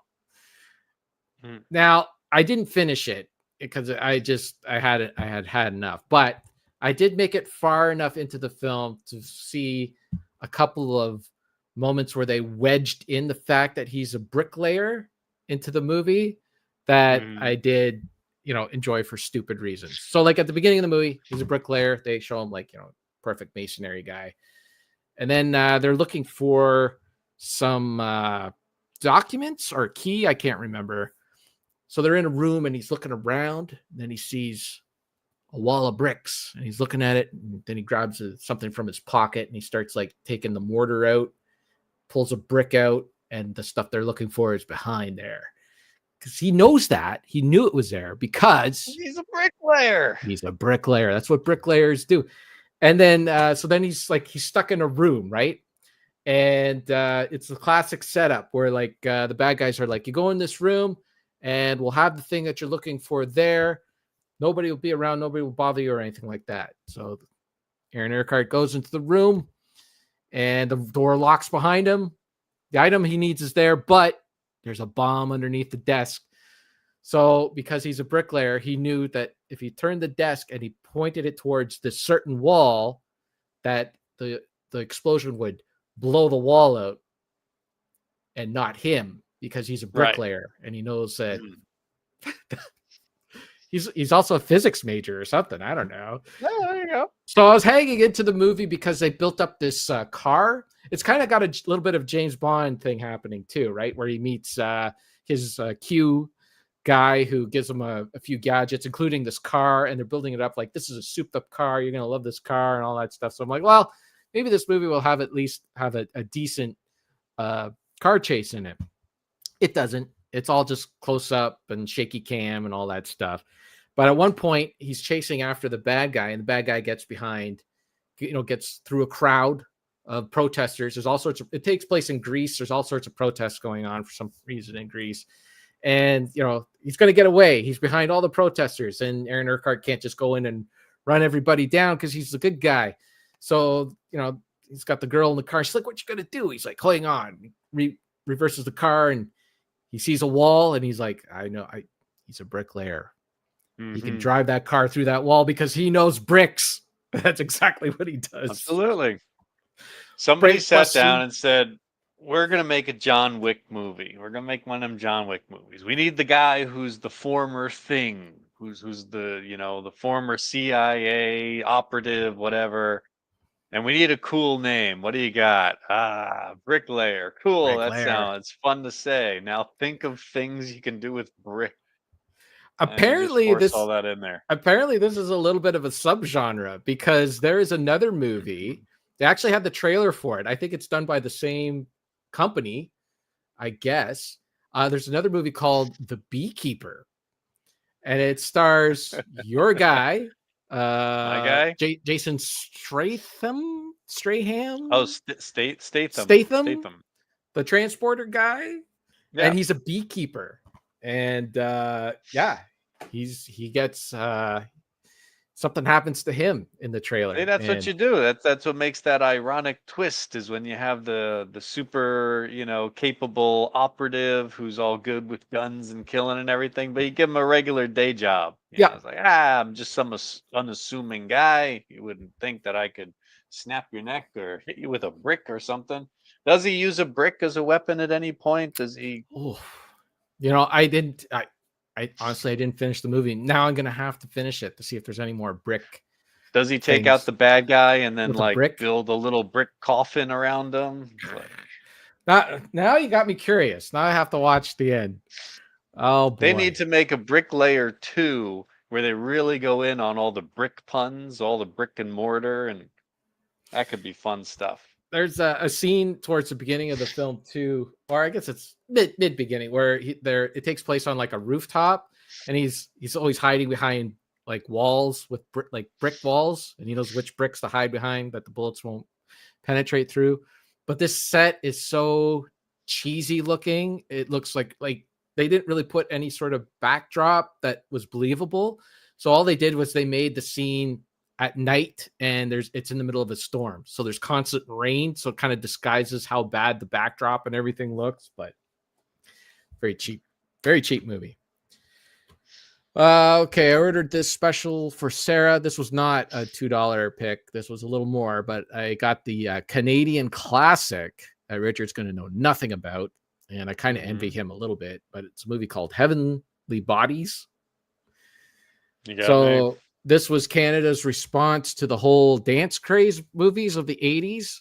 Like Footloose and all that. Footloose, Dirty Dancing, Staying Alive. What was the other? Flashdance. They even reference Flashdance. Like she's handing out flyers and she's in front of a Flashdance poster in the back. So it's that kind of thing. It stars, what the heck's her name? Oh, geez. Cynthia Dale, who is in the Canadian television series Street Legal. And she is married to Canadian CBC anchor Peter Mansbridge. Fun fact. All right. It's a really nice set. This company that put it together, Fun City Video, I think they've taken over for they got like a magazine in here. Like this thing is it looks like quality. Yeah, it's like laid out like a magazine. So Sarah got her money's worth on this thing. I'm hoping that this company kind of hangs around and does some more things like it, because this thing's like laid out like a like a Chatelaine. Oh, that's a Canadian magazine. Just think of your 80s Entertainment Weekly or something like that. TV Guide kind of thing, And then she got the reverse cover on the, like, this thing slides out as a reverse cover. Nice. On there. So that's pretty cool. Anyways, yeah, the movie is pure cheese. Pure 80s cheese. But Sarah had fun watching it. That's what you need. She had fun watching it, and that's all that matters. She so this is one that was like she had on VHS back in the day, and I don't know if it ever got like a DVD release, or actually I think it said on the back it definitely got a VHS release. Anyways, for the first time in a long time, Heavenly Bodies. So we watched that. Here's a movie that I've been wanting to watch for a very long time, called The Grey, with Liam Neeson. Is that the one where he fights wolves or something? That's it. Okay. So this came out in 20. I get that confused with like the Taken movies because I haven't seen any of them. I don't know. Pretty much these kind of movies are Liam Neeson's bread and butter, just those Taken revenge kind of films. He's a guy with a past, the bricklayer. Yeah. This one's not. Well, I mean, I guess he is. So it's a really dumb movie. It's not very good. I remember seeing a trailer for it back when it came out in 2011, and I wanted to see it. I remember we had it recorded on our PVR or DVR, as you Americans like to call it, at some point. But then we had to. There was some problem with our machine. We had to send it back into Shaw Satellite that we had at the time, and so we lost that movie and all that. So it's one of those movies that I've been wanting to see for a while. Oh. Here's Sarah. I never had Heavenly Bodies on VHS. It played a lot on First Choice Super Channel. LOL. I was just talking about, I think there was a VHS release of it. This is the first home format since the original VHS. I don't think it ever came out on DVD or anything like that. I mean, she could come down here. We could talk about it if you want. That'd be some... I'd like to hear about some Heavenly Bodies. Anyways, The Grey, yeah, it's not very good. Oh, hey, look, here's Rocket Sauce. Sauce, you missed it. I have Simpsons season 6 here somewhere. They'll have to go back and watch it at some point. Anyways, yeah, it's not very good. It's they kind of wanted to do. I could tell what they were going for. They were going for more of a psychological thriller. It's again, there's like a plane crash, and they're out in the wilderness, and they have to survive. So it's kind of like that Andy's movie where they're going to eat each other and all that stuff. But sure. These wolves start surrounding the airplane, the crashed airplane, and they're like, "Oh, maybe we're close to the wolves' den, so we have to kind of get out of here." And they are miners, or they work for a mining company or something like that. And Liam Neeson's job is to patrol the area where the mine is with a sniper rifle and kill wolves. That's what he does all day. I guess he had training in the war or something like that. None of it makes any sense because that's not what wolves would do. Wolves don't just attack humans at random. If you're a small little kid, they might mistaken you for like an animal that they could eat for dinner, but they won't, like, unless you are like, going after them or something like that. But for the most part, they're shy animals. So they will leave you alone. Just don't get in between them and their cubs and all that stuff. Or I guess they're not. They should have had you on that plane. You could have talked sense in all these people. Well, see, so this movie aside, Liam Neeson, I will school you on wolves. Unfortunately, this movie does not have an ounce of reality to it. The wolves in this movie they're kind of like supernatural. Oh, they're movie wolves. Sure. Anyways, I get what they were going for, but it's just the characters were not that interesting. They were all very cliched, male. Like they all had like the male cliched things. Like one was like, "Oh, I missing my girl back home," and the other was like, "Oh, I'm missing my sister," and everyone was missing some woman back home. And I don't know, it just they all screwed up at home or whatever like that. But it's supposed to be about survival. Like sometimes those kind of movies do work. Like I found that Signs worked. like that movie was just an allegory for the Mel Gibson's character regaining his faith, and they were trying to go for something like that in this, but for me, it just didn't work. On my own, I watched the movie The Hero with Jet Li. This is a Quentin Tarantino presents film. Means that the movie was already done and he just stuck his name on it to Pretty much. get it a little bit of publicity. Pretty much. It is an Asian film. I'm not sure if it's Hong Kong, or I think it's actually Chinese. It's a Chinese film, and it's not bad. It's based on a folk hero named Hero, who it's just like part of a folk story where this assassin was going to kill the emperor, like when China was split up into like 4 different territories, and one of the assassins from another territory went undercover to kill the emperor of another territory. But the story kind of gets a little bit convoluted in that, like, for some reason towards the end, he decides that he's not going to kill. I don't know. It was a little hard for me to follow. I just gotten the jab for the that virus thing. You know what that jab is?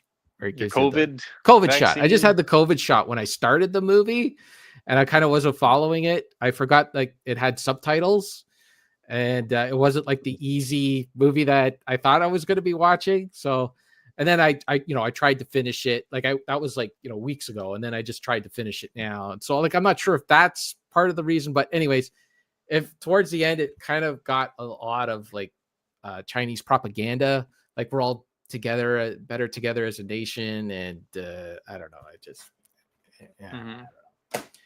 I don't know. Were there a lot of feet?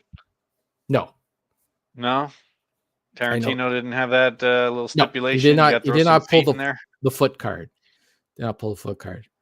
Quickly, I rewatched Jackie Chan's Drunken Master again, the original classic. This was like one of the very first kung fu meets comedy films made, and a lot of the comedy in it is kind of like a little bit dated, but it's still fun, goofy fun. It's about him. Of course, there's like a town that's in trouble, and they need help, and he goes and finds this guy who gives him, or he actually kind of runs into him, who gives him the power to have better kung fu than the bad guys. And the kung fu styles are all in like these different drunk stages, like these different drunk powers.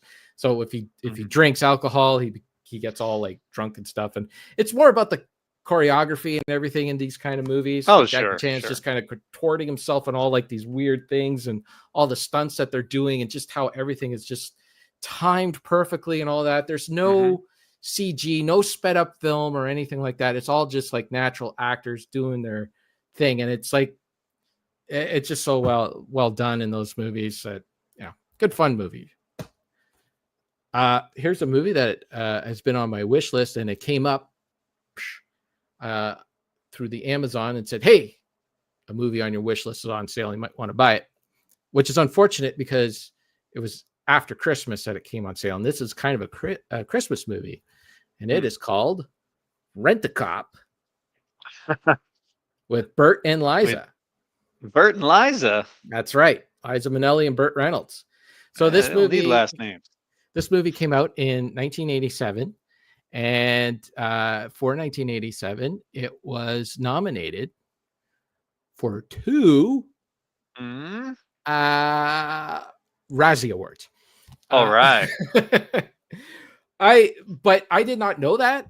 Like, I just watched the film, and I found that out after, and I really don't understand why. Maybe I got my Burt Reynolds blinders on. I don't know. They are kind of strong, but I had a lot of fun watching the movie. Liza Minnelli is over the top in the film, and Burt is kind of like letting her do her thing. So he's kind of like down. His role is a little more downplayed. She's the Ernie, he's the Burt. Get it? The Burt. And I don't know. It is a cliched story. It's that whole cliched. She plays a hooker, and she witnesses a murder, and he's the cop that kind of gets fired, and to get his back on the force, he has to solve this case on the down low kind of thing, and he needs her to help him solve the case, and she needs him to protect him. I guess in the 80s, yeah, this cliched story would be very tired, I guess, but after 35 years or so, I don't know, it was fun. Yeah, it's cliched, but I think that the two actors, again, elevated the material. They were so much fun to watch. They were funny in scenes. Not every scene worked 100%, but for the stuff that did, it was a fine movie. 96 minutes long, moved fast, some good car action in it.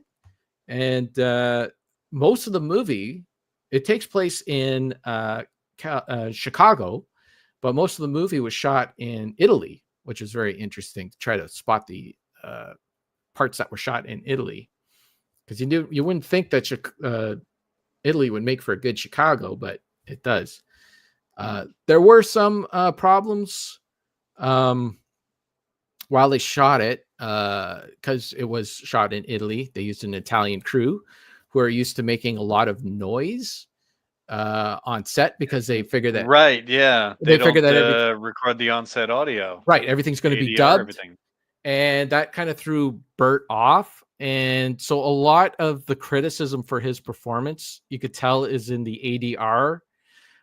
Like the stuff that's in the ADR, you could tell that he didn't want to be there to do it. He was really pissed that the audio was not recorded properly. But all the stuff that he does on set is good. Like there's one part where he's on a phone, and you could tell, like you could see him like acting, but the ADR is not matching what he's saying. You can tell that he's he's pulling an old William Shatner, like one take and I'm out of here kind of thing. Mm-hmm. Okay. But anyways, it's a good movie. It's a fun movie. I enjoyed it, and Sarah enjoyed it too. I only got 3 more movies, so man, these episodes are getting longer. What is up with that? We're going classic now. That'd be a nice little thing to say for the new year. We're going back to the classic style. 3 hour. Oh God, episodes. no! So when I had to go and find the intro, right, and I had to go into the old folder there to pull it, because I had it on this computer. I lost it. I had to go into the old folder to find it. And then there were like all the songs that I had done in the past, like the hidden songs and all that stuff. And I'm like, well, how does it like? How am I still doing this show? This thing should have been like a scrub from existence, like my YouTube channel. This is, anyways. Watch this was another Sarah pickup. She did good with this one. This is called The Accused. It stars your girl Kelly McGillis from Top Gun, and Jodie Foster, who in real life are lesbians, and these two met on set, and the chemistry is cooking in this film. All right. Unfortunately, the movie is about rape, so it is a little bit of a tough watch, especially the scene where they show the rape towards the end of the film. But it's mostly a courtroom drama. The performances are really good. Jodie Foster did win an Academy Award, Best Supporting Actress, I believe, for this film. 2 thumbs up from Siskel and Ebert. Nice. Yeah, I had forgotten about it, or I don't remember it at all, but I never heard of it.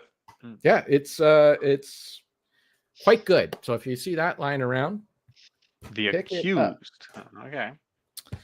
I have been big into Neil deGrasse Tyson lately, watching a lot of his videos and that. And one of the movies, he is a big movie buff. He loves sci-fi movies. And one of the movies he keeps going on and on about is Deep Impact.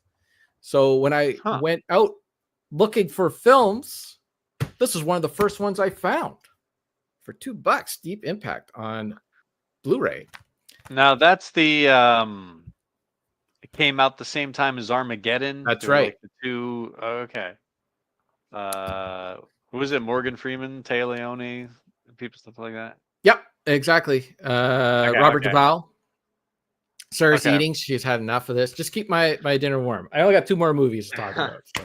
Now, I'm really curious. Did Tyson go off on this because he thinks it's goofy and stupid, or is there some actual accuracy to what's in the film? So Neil deGrasse Tyson is a physicist, and he is a famous physicist for being able to convey a lot of uh, science mumbo jumbo and dumb it down for dummies like me so we can He's understand it. got a bit of a charisma to him himself. Right, exactly.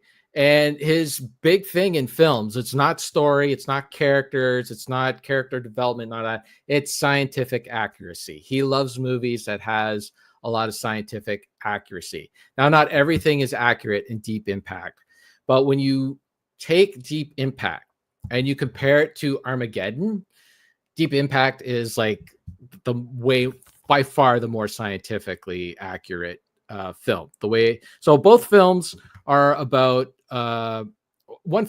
So Armageddon is about an asteroid that's going to fall, collide with Earth, and wipe out everybody on the planet. And Deep Impact is about a comet that's going to fall to Earth and wipe out everybody on the planet. The difference between the two movies is Armageddon is about it's like what's that guy's name? The director, the Transformers guy. He directed this. Michael Bay. It's a Michael Bay film, so it's big, it's goofy, it's like Aerosmith soundtrack, blah blah blah blah blah. You know, it's just garbage. There's nothing in it that makes any sense. Like, you know, so the idea is that they take these miners who know a lot about mining and drilling and rocks and stuff, and they send them up into space to go onto this asteroid to drill into it to blow it up. Right. Which doesn't make any sense. Wouldn't it make more sense to send astronauts up there? Yeah, scientists who could probably also use a drill. Who could figure out how to use a drill and do, you know, plus like there's a lot of stuff that's just completely like they only have so the asteroid's the size of Texas in Armageddon. And I think there are several asteroids in our solar system that are the size of Texas. And all of them were discovered in 1849. By 1849, you kind of see those things coming. Yeah, you would be able to see. So in Deep Impact, they see it for like well over a year. They know the thing is coming. It was discovered by like just some junior astronomers, which is very likely to happen because there's more junior astronomers than professional astronomers out there, and everybody looking out at the sky. So they had time to prepare to try to figure out what to do. They did several things that you would try to do. It's a little more dramatic in the film than in reality. Like for instance, like one thing that you can do if an asteroid is coming towards Earth, you wouldn't actually try to blow it up. The first thing you would do, believe it or not, is paint it. If you paint one side of the asteroid, I think white, the energy from the sun would actually, because it would cool, it would like basically just change the trajectory of the asteroid as one side cools and reflects light off the sun and another side absorbs it. It would start spinning and it would actually change its trajectory so it would miss Earth. That's what the first thing that you would try. And then because actually to send someone up there to drill into it, it would take too much energy, too much power to drill into an asteroid, even like 100 feet. Like the most that like there's only so much power that you can bring up there. You have to launch the ship up there. You have to make it there. You're not going to be able to power a drill like a drill through rock with power from a solar panel from the sun. So they do try to do that in this movie. They do try to drill into it, but the comet is made out of ice, which is a lot easier to drill into than rock. Anyways, the movie itself is pretty good. The effects in it have, of course, aged. It's all like late 90s CGI. The most impressive shot in the film, and what I like about the film is it kind of sticks towards the characters and what they're going through as this stuff happens. I like that kind of stuff. But the most impressive thing is not anything to do with the comet, or they even send a ship up into the comet and try to drill. None of that stuff was as impressive as this one shot in the film where they're on as it's inevitable that the comet is going to hit Earth, right? And they people are trying to figure out where to go and what to do and all that. And part of it is going to hit. That's the other thing that the movie does right, is that the comet is going to hit the ocean. In Armageddon, it hit like cities and all that. And cities are like, tiny little footprint on our planet. Meanwhile, oceans are huge. Right. It's way more believable that an asteroid or a comet would hit the ocean instead of a city. But the comet is going to hit the ocean, so people are trying to like move from one part of the country to the other, and freeways and that are jamming up. And there's this one shot in the movie where they show like an entire stretch of highway full of cars and people. And I've seen this stuff a million times. I've even seen these kind of shots in this movie, where if you want to have a lot of people, you kind of put you put like 30 extras into the screen, and then you cut you kind of cut the shot there, cut the camera there to make it look like there's a lot more people behind them, right? To make it think that there's hundreds and hundreds of people, but you really only see 30 at a time. This you just cheated a little bit. Yeah. This you see hundreds of people all at the same time. And I'm like, there's no way that this was computer cut and paste. I'd be able to tell. So sure enough, after I watched the movie, I go to the features and they did a little 6-minute documentary on this one shot. So there was a stretch of highway that was just built in one of the southern states. It was freshly built, no traffic on it yet. And the state said that they can shoot their part of the movie on this fresh highway. So they had a fresh highway with nobody on it and all that. And they put out a casting call for tons and tons of extras to come in and shoot this one scene. And this extras spent 2 days on this pavement, basically, shooting these scenes. They did cheat a little bit by spacing out the cars a bit, so it looks like more filled in from far away. Right? Like you wouldn't notice it from far away in certain angles, right? If you just angle it a certain way. Sure. And they put like a bunch of U-Haul trucks. Like they were basically like they would put all the porta potties in one truck, and the food stuff in another truck and all that stuff. And they would put it on there so people would have places to go to the bathroom, go get something to eat and all that stuff, go cool off because it was very hot, and they just disguised it as like people grabbing all their stuff from their house and trying to head across country to get away from the comet. It was very excellent like scene. I loved that more than any of the other stuff. So okay. All right, you sold me. I've never seen that or Armageddon because I heard they were just like comet hits the earth destruction movies, but I'll give it a watch. For some reason I have seen Armageddon. I remember I just dropped my Deep Impact.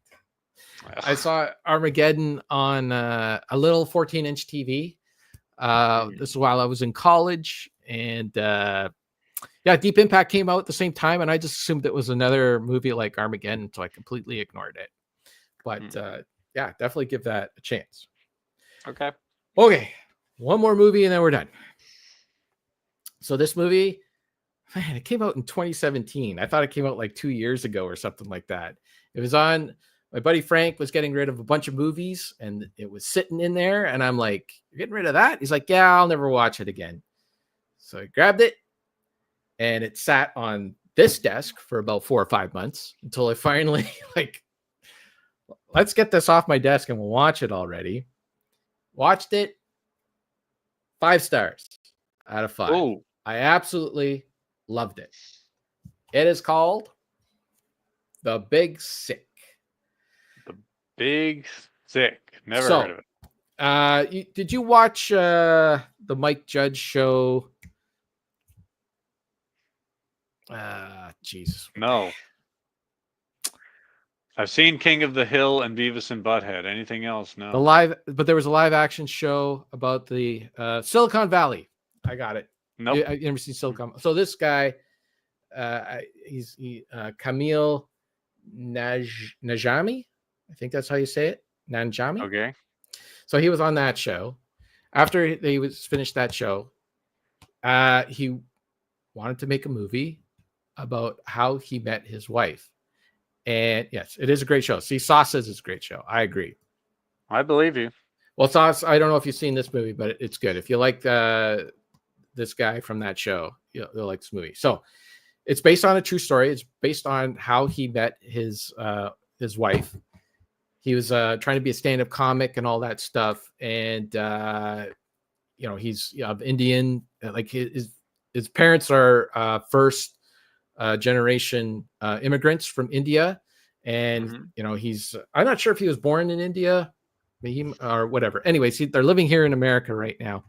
They want him to have an arranged marriage, and he's putting it off and all that stuff. He's not having any sort of serious relationship. He's just kind of focused on this comedy thing that he wants to do, stand-up comedy thing that he wants to do. And then he meets this girl.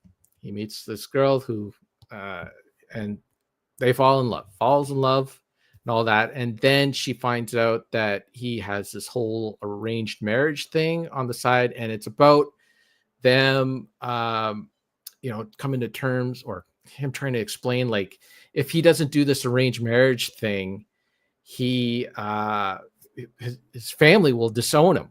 Right. So it's not as easy as to just come out and tell the truth and all that. There's so anyways, they have this big fight. And then she gets an illness and immediately falls into a coma. And because people don't really understand that they had broken up, he gets a phone call. She's at the hospital. We have to leave. You have to come in and look after your girlfriend. So he comes back, and he kind of goes through realization that he still loves her, and he needs to kind of do the things that he's supposed to do if he wants to stay with her.